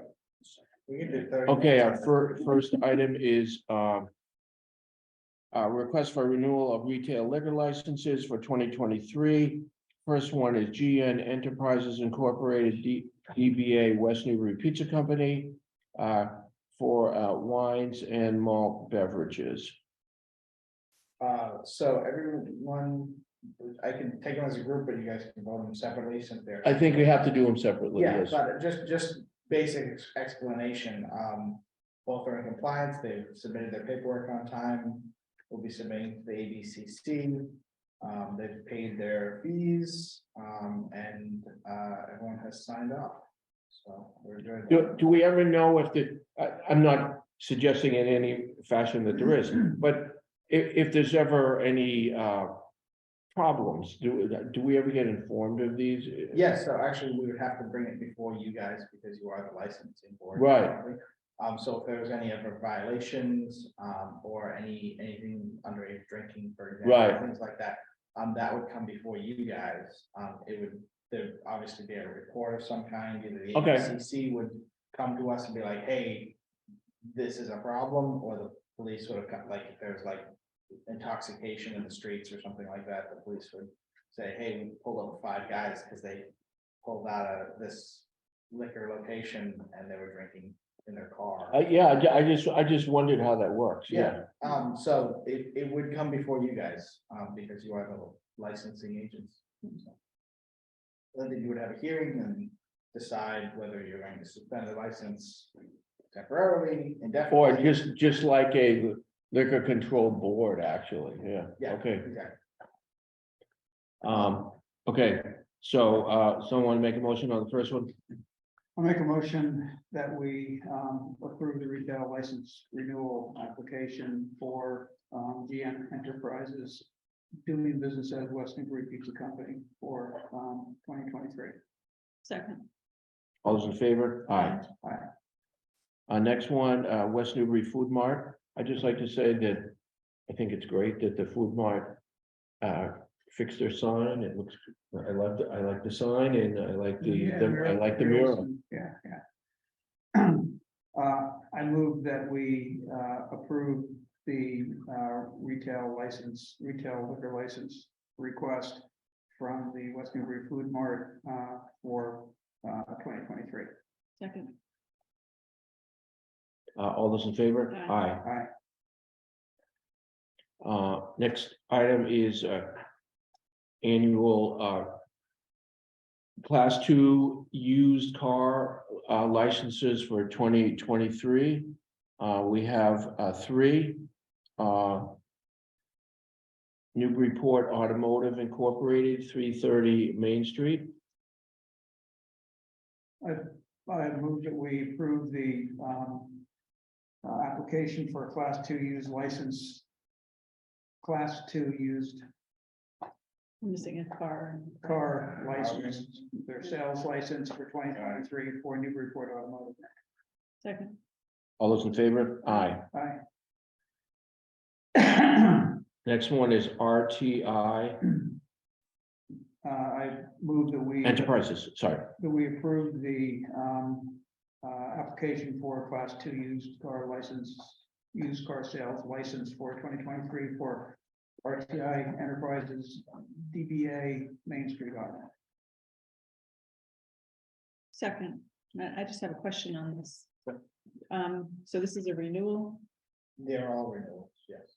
So if they don't actively sell cars, they just can renew the license to have it? I just have never seen any. Yes, cars for so sale. if they're not actively, because they had the license previously and they're in compliance and they Yeah. have the insurance still, Mhm. they can continue to, it's just like a liquor license. I don't think West Newbury Pizza has actually sold any beverages since COVID. Yeah. Because they haven't had a seating area where they are Oh, I allowed to see. sell. Yeah, But it's harder to Get a new license than to to scrap it and say, I'm not gonna do this, and then to restart the whole Got it. process over again. okay, And it's Thanks. also a minimal fee, it's $20. It's all right, thanks.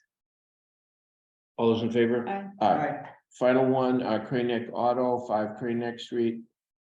I move that we approve the application for a class 2 used car license sales. Yeah, used car sales license for 2023 for Crane Neck Auto LLC. Second. All those in favor? Aye. Aye. Aye.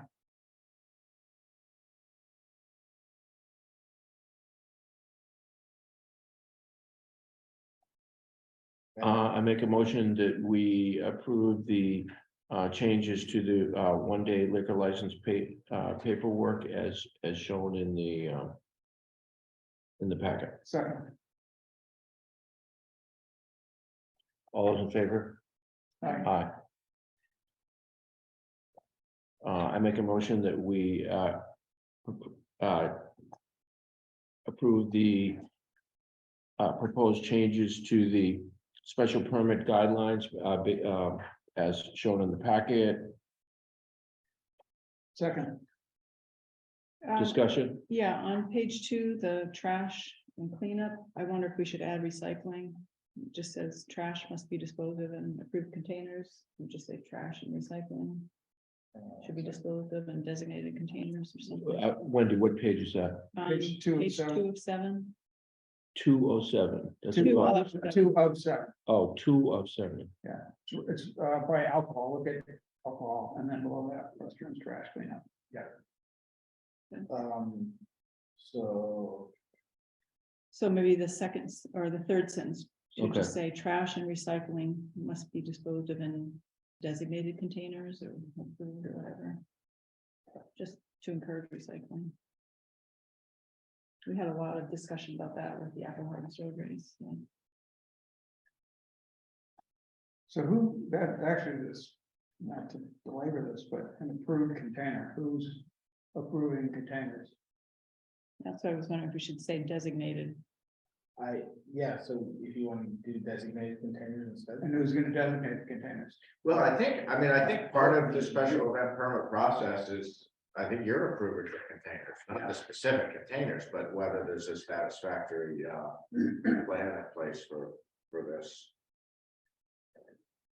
I think, Well, no, that's reasonable, I'm not sure who's gonna be scrambling out there looking at the containers, that's, there is no Yeah. provision with these special events for any kind of after the fact monitoring or enforcement. It's Yeah. really, people represent what they're gonna do. And we hope they do. yeah, well, it does end by saying if the permit holder fails to clean up debris and trash within a specified period, cleanup will be arranged by the town, all costs being charged to the permit holder, so. There is I a, don't know if that's ever happened. yeah, probably not. In fact, I know it has. So I guess, that's probably fine, Wendy, designated probably works fine. Mhm.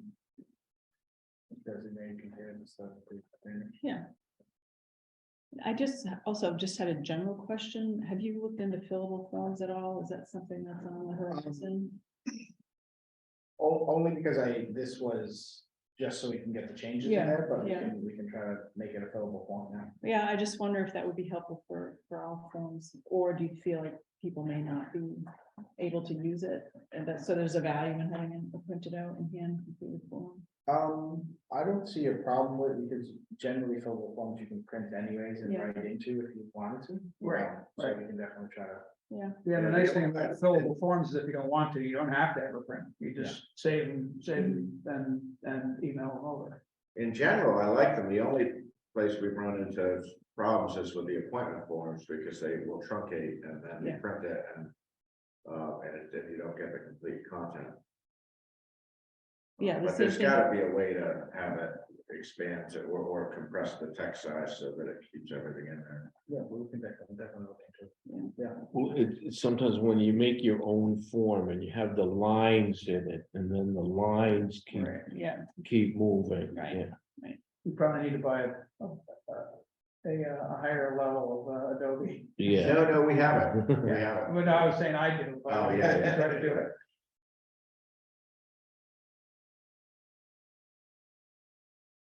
okay, did we vote on that? No, Should we?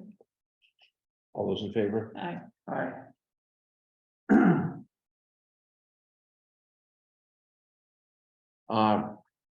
Recap of recent working meetings, RE sea level rise projections.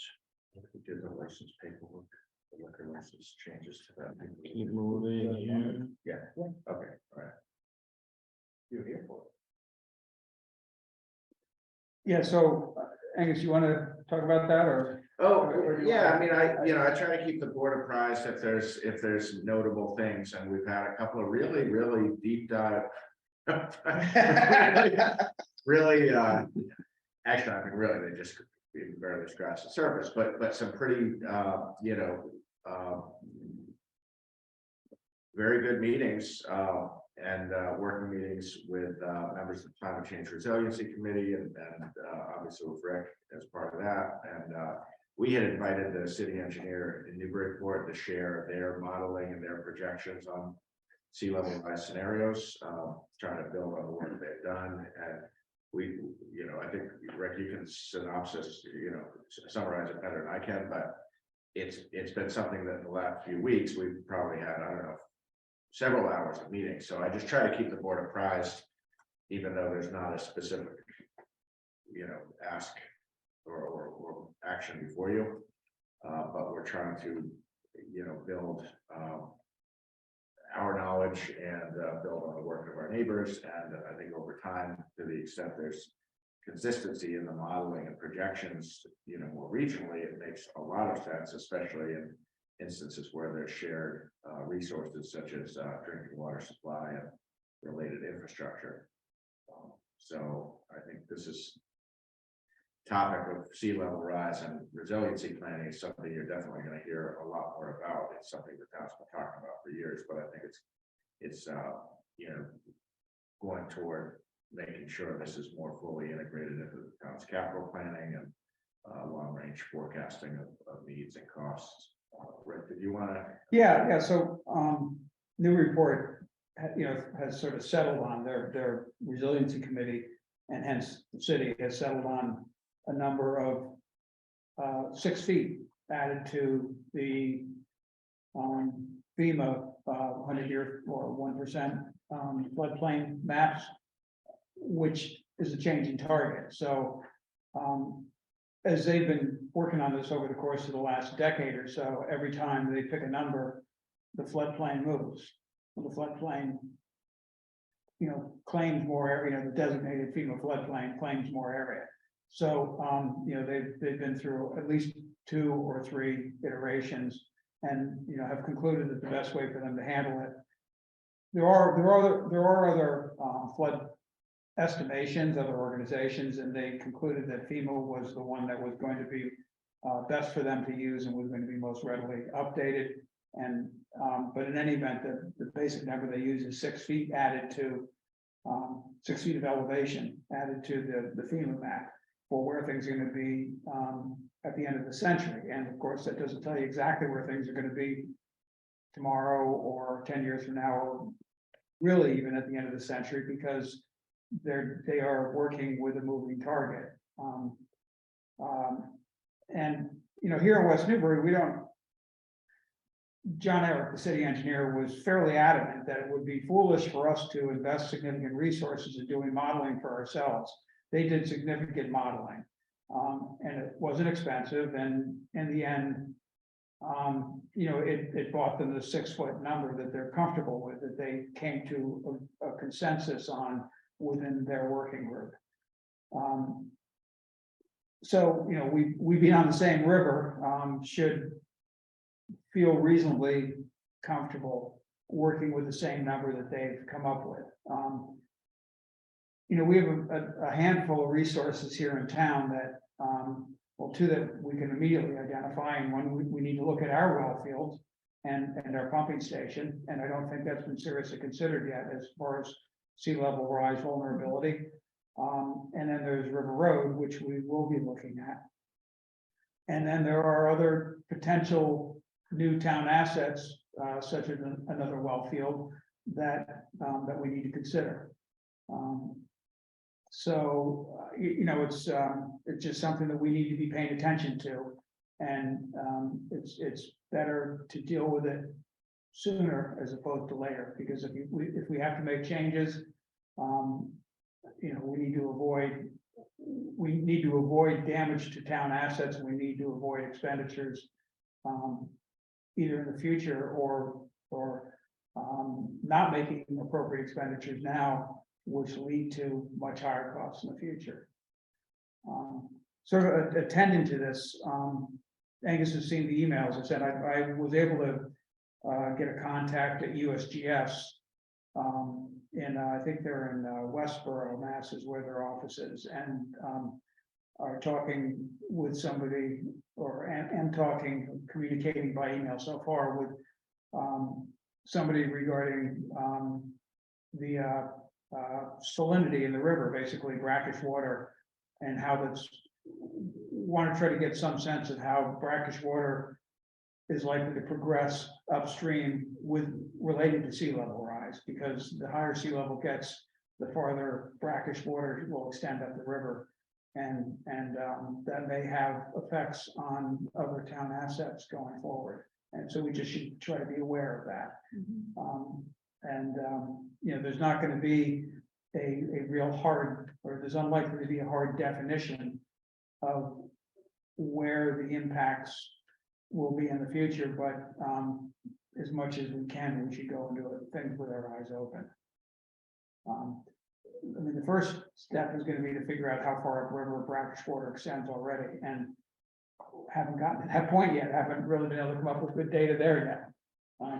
So that's, even for the current existing conditions, it's hard to come up with data.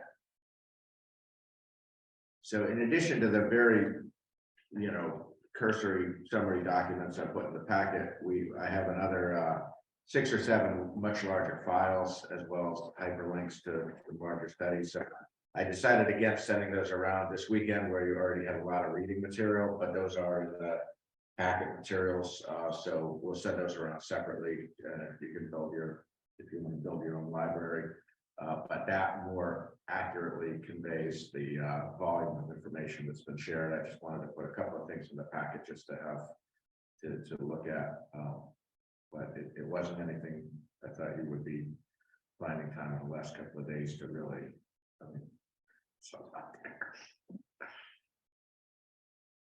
but I think it's definitely, in addition to the substantive, substance of this, I think including John Eric and members of the Climate Change Resiliency Committee, and having a 2-hour meeting, a really intense discussion, was very positive in terms of building, continuing to build some dialogue between the communities, because we really have to work together on some of these things. They're not, the stormwater, the flood water doesn't stop at the municipal boundary. Oh, wait, I thought that line that goes down the middle of the artichoke doesn't start, it stops there, doesn't it? Yeah.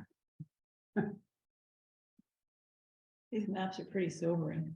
Yeah. Yeah. I mean, look at what it shows for our well field. I mean, the detail isn't, the resolution isn't great, but On which map? That's what I was looking for, and I don't see it. Well, Oh, you need to on look the at present. the lower artichoke. Well, West The Newbury the well one field. with the red. Oh, okay. One shows West Newbury well field underwater. Right.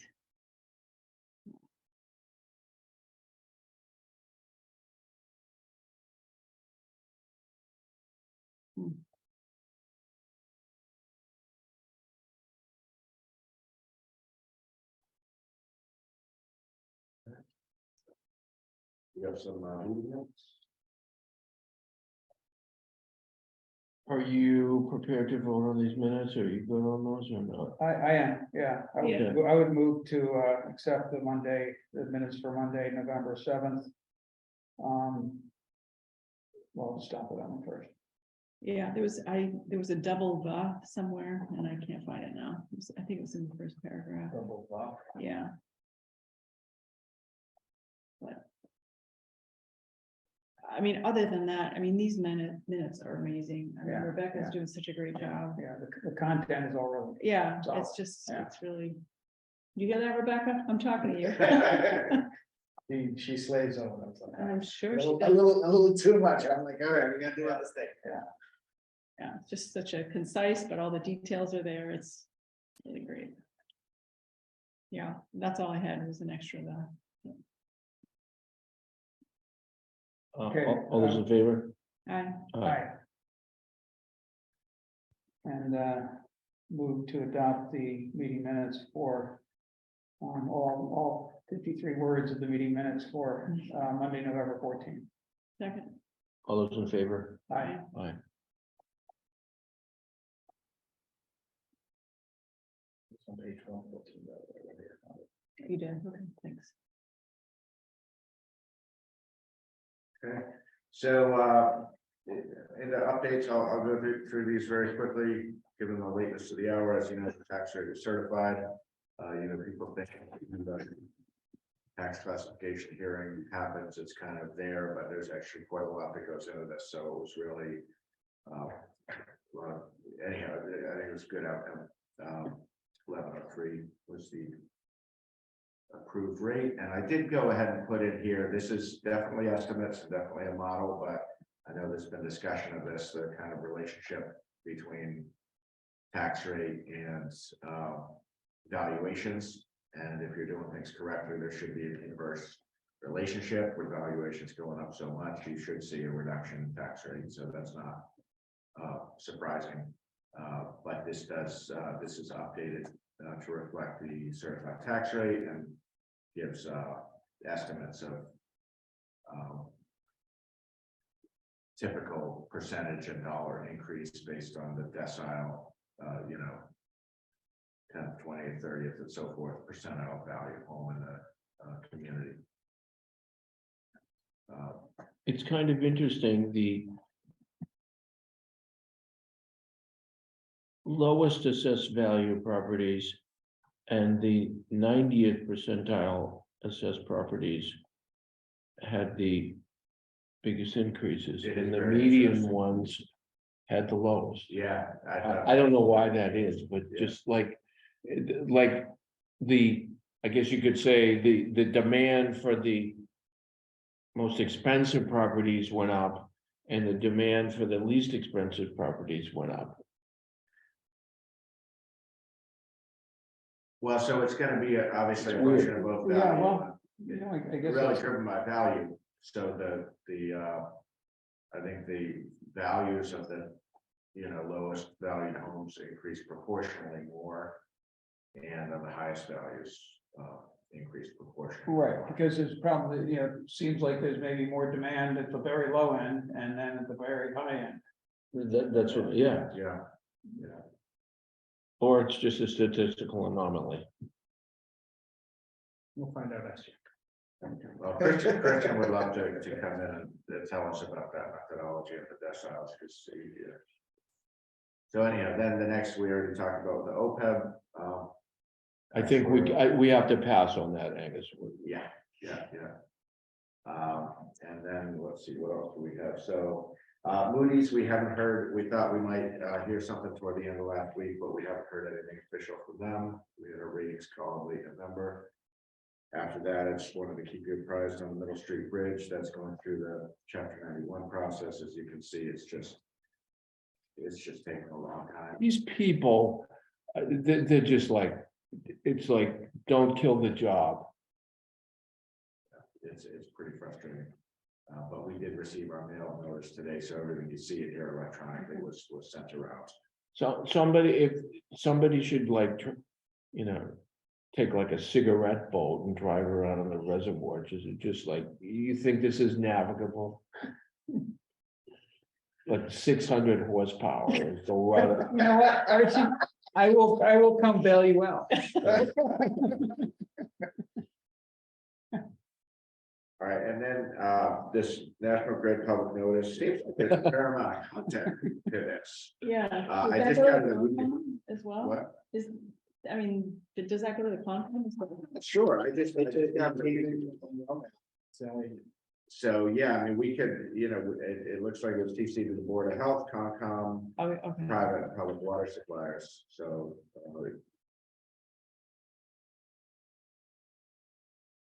But this is something, we might want to post this on the website. I think that would be good because, there's a lot to it. So the 2023, that's calendar year? You would. Yeah, I must Yeah, be you think right. so, yeah. We do like. Is this one of those things that they just inform us, but we Yeah, don't we don't have- actually have any authority to do Well, anything about it? I think right? they're asking for comments, Yeah, right? there is a comment period. But yeah, bottom line. Yeah. just couldn't do anything. They can do whatever they want. Yeah. But if so many people got That's in They the might- perfect world, that's they how it's might supposed to. pause. Yeah, I mean, definitely, dealing with, like state mosquito control, I mean, if there's properties that don't want herbicides or don't want pesticides sprayed, they'll affect their roots. I would think anyhow, so yeah, I think we could post a notice and do a little. And then people can do with it what they will, I think that's a good idea. yeah.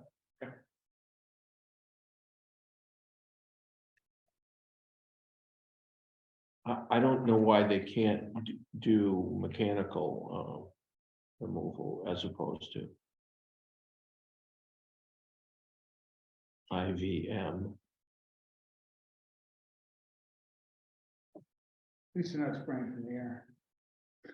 What's that? At least they're not spraying from the air. Yeah,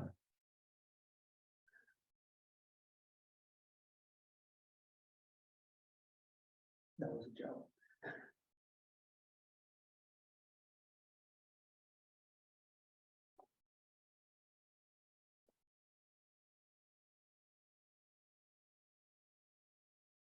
you could take those. Well, it says it also utilizes mechanical and natural control techniques.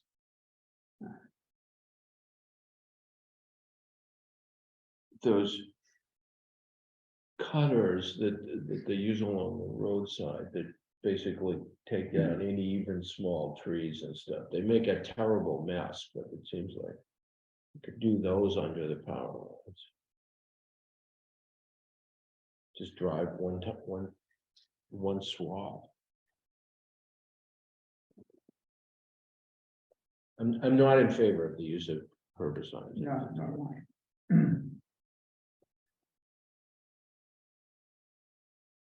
Very discreetly applied.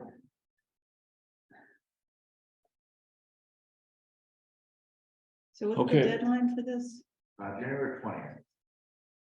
Is it, could we ask the Conservation Commission for feedback on this? Just, I mean, if, I would like to know their thoughts. I mean, maybe. Yeah. I would write a letter personally, but. Yeah, it's interesting. So where I know the utilities are given a lot of latitude where there's wetlands in the power line corridor. I wonder how they have to deal with that. National Grid has applied for permits when they were doing work on the River Road. For herbicide permits? They were putting new poles in, Okay, so they had a whole. So they I know, do. yeah. Okay. but I meant, so for their maintenance program, where they're applying herbicides, Yeah, they're required. I remember reviewing this when I was on Concom, but I don't know if that was just a formality. or This whether- kind of thing? Yeah, Okay. yeah, but it may have been similar to this, they just submitted it.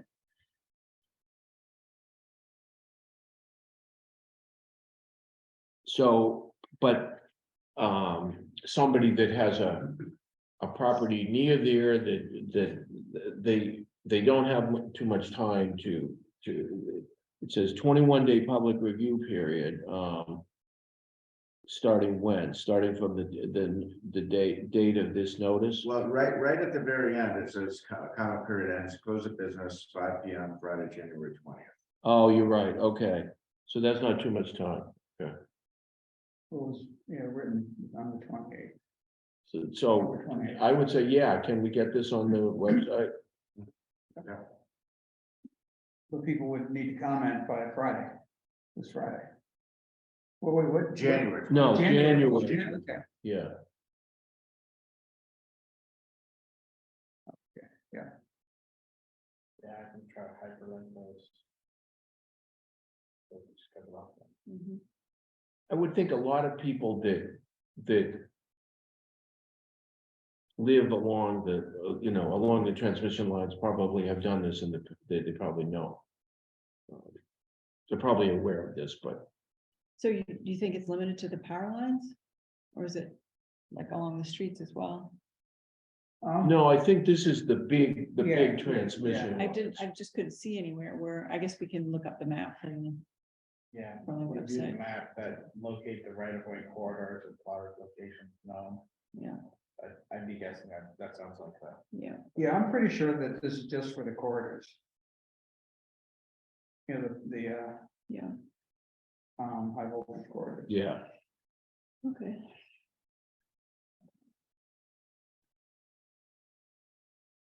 okay, I make a motion that we go, that we adjourn into Are we exec. are we gonna have follow-up meeting assignments? Placing meetings for future agendas, placing items for future agendas, We can do that when we come back. all right. Right.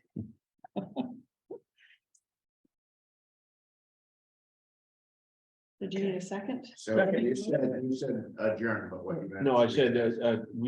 recess Yeah. into Yeah. yeah.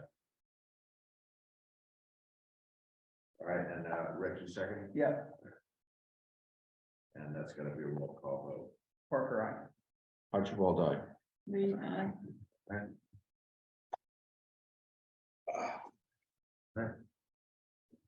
Uh, 10:41. yeah, so I guess, what I'll. And we'll be returning to open session to vote. Vote. Right, so I'm thinking, why don't I just turn off the video?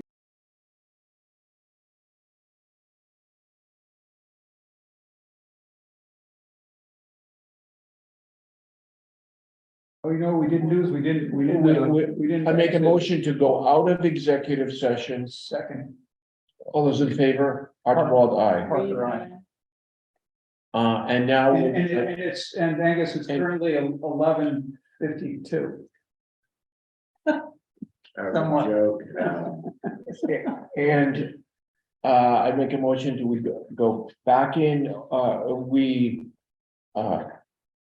reconvene in open session to vote on the salary and wage comps analysis, a working draft dated 12/20/22.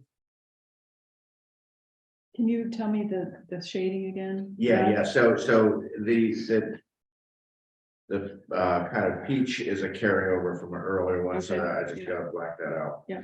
The brown is the ones with the recommendation to shift to different Different form of form, compensation like stipend. And the purple is positions that have been Less than filled 6 within the months. less than 6 months. Okay, great.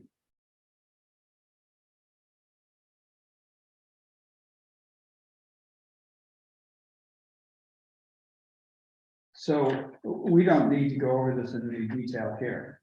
Now, No, I think you could Just refer kind to the exhibit in front of you and right, yeah, so I move, we accept the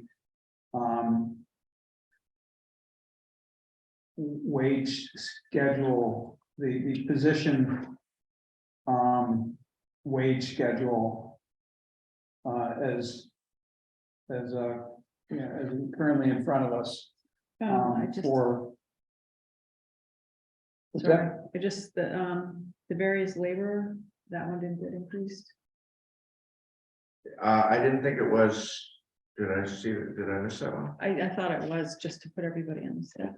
I thought that was one where was that gonna not be on a step since it's a kind of a seasonal position? So put it in with the brown category. Well, it's not it's an hourly position, it's just not it's a seasonal. It's not I think it's on the grade schedule though, that position, or was it omitted? Which one? The last one, various labels. It's on, it is on the one.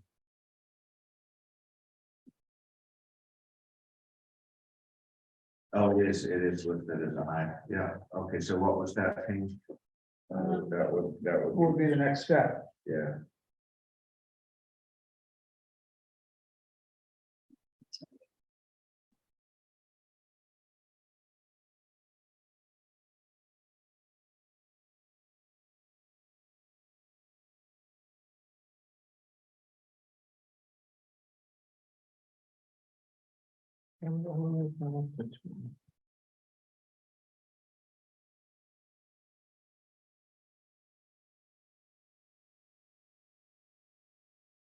Um, 2285. Oh, wait, there's a 2228 step, which is just, Paying more. No, I don't see why that we should give that one. It's well, not- 2228 is yeah, right. just bring it up to the It's now a step, so it's Yeah. a penny. Yeah. Okay.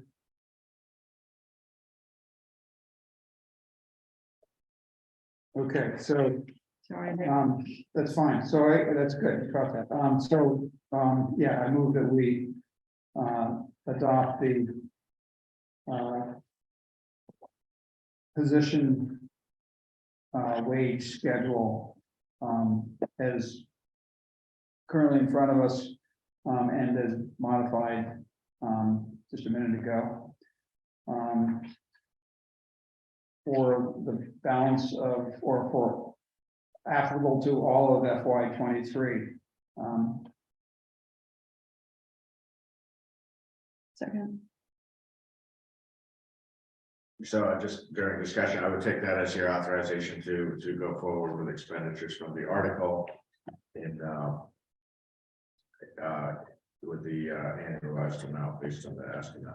Yes, yeah, that's good point. So that's part of the motion, please. and do we have to say that it's retroactive? Well, you said all of 23, so Okay. yeah, yeah. Okay. All those in favor? Aye. Aye. All right. Move adjourned. All those in favor? Aye. Aye. All right. Sure, sorry.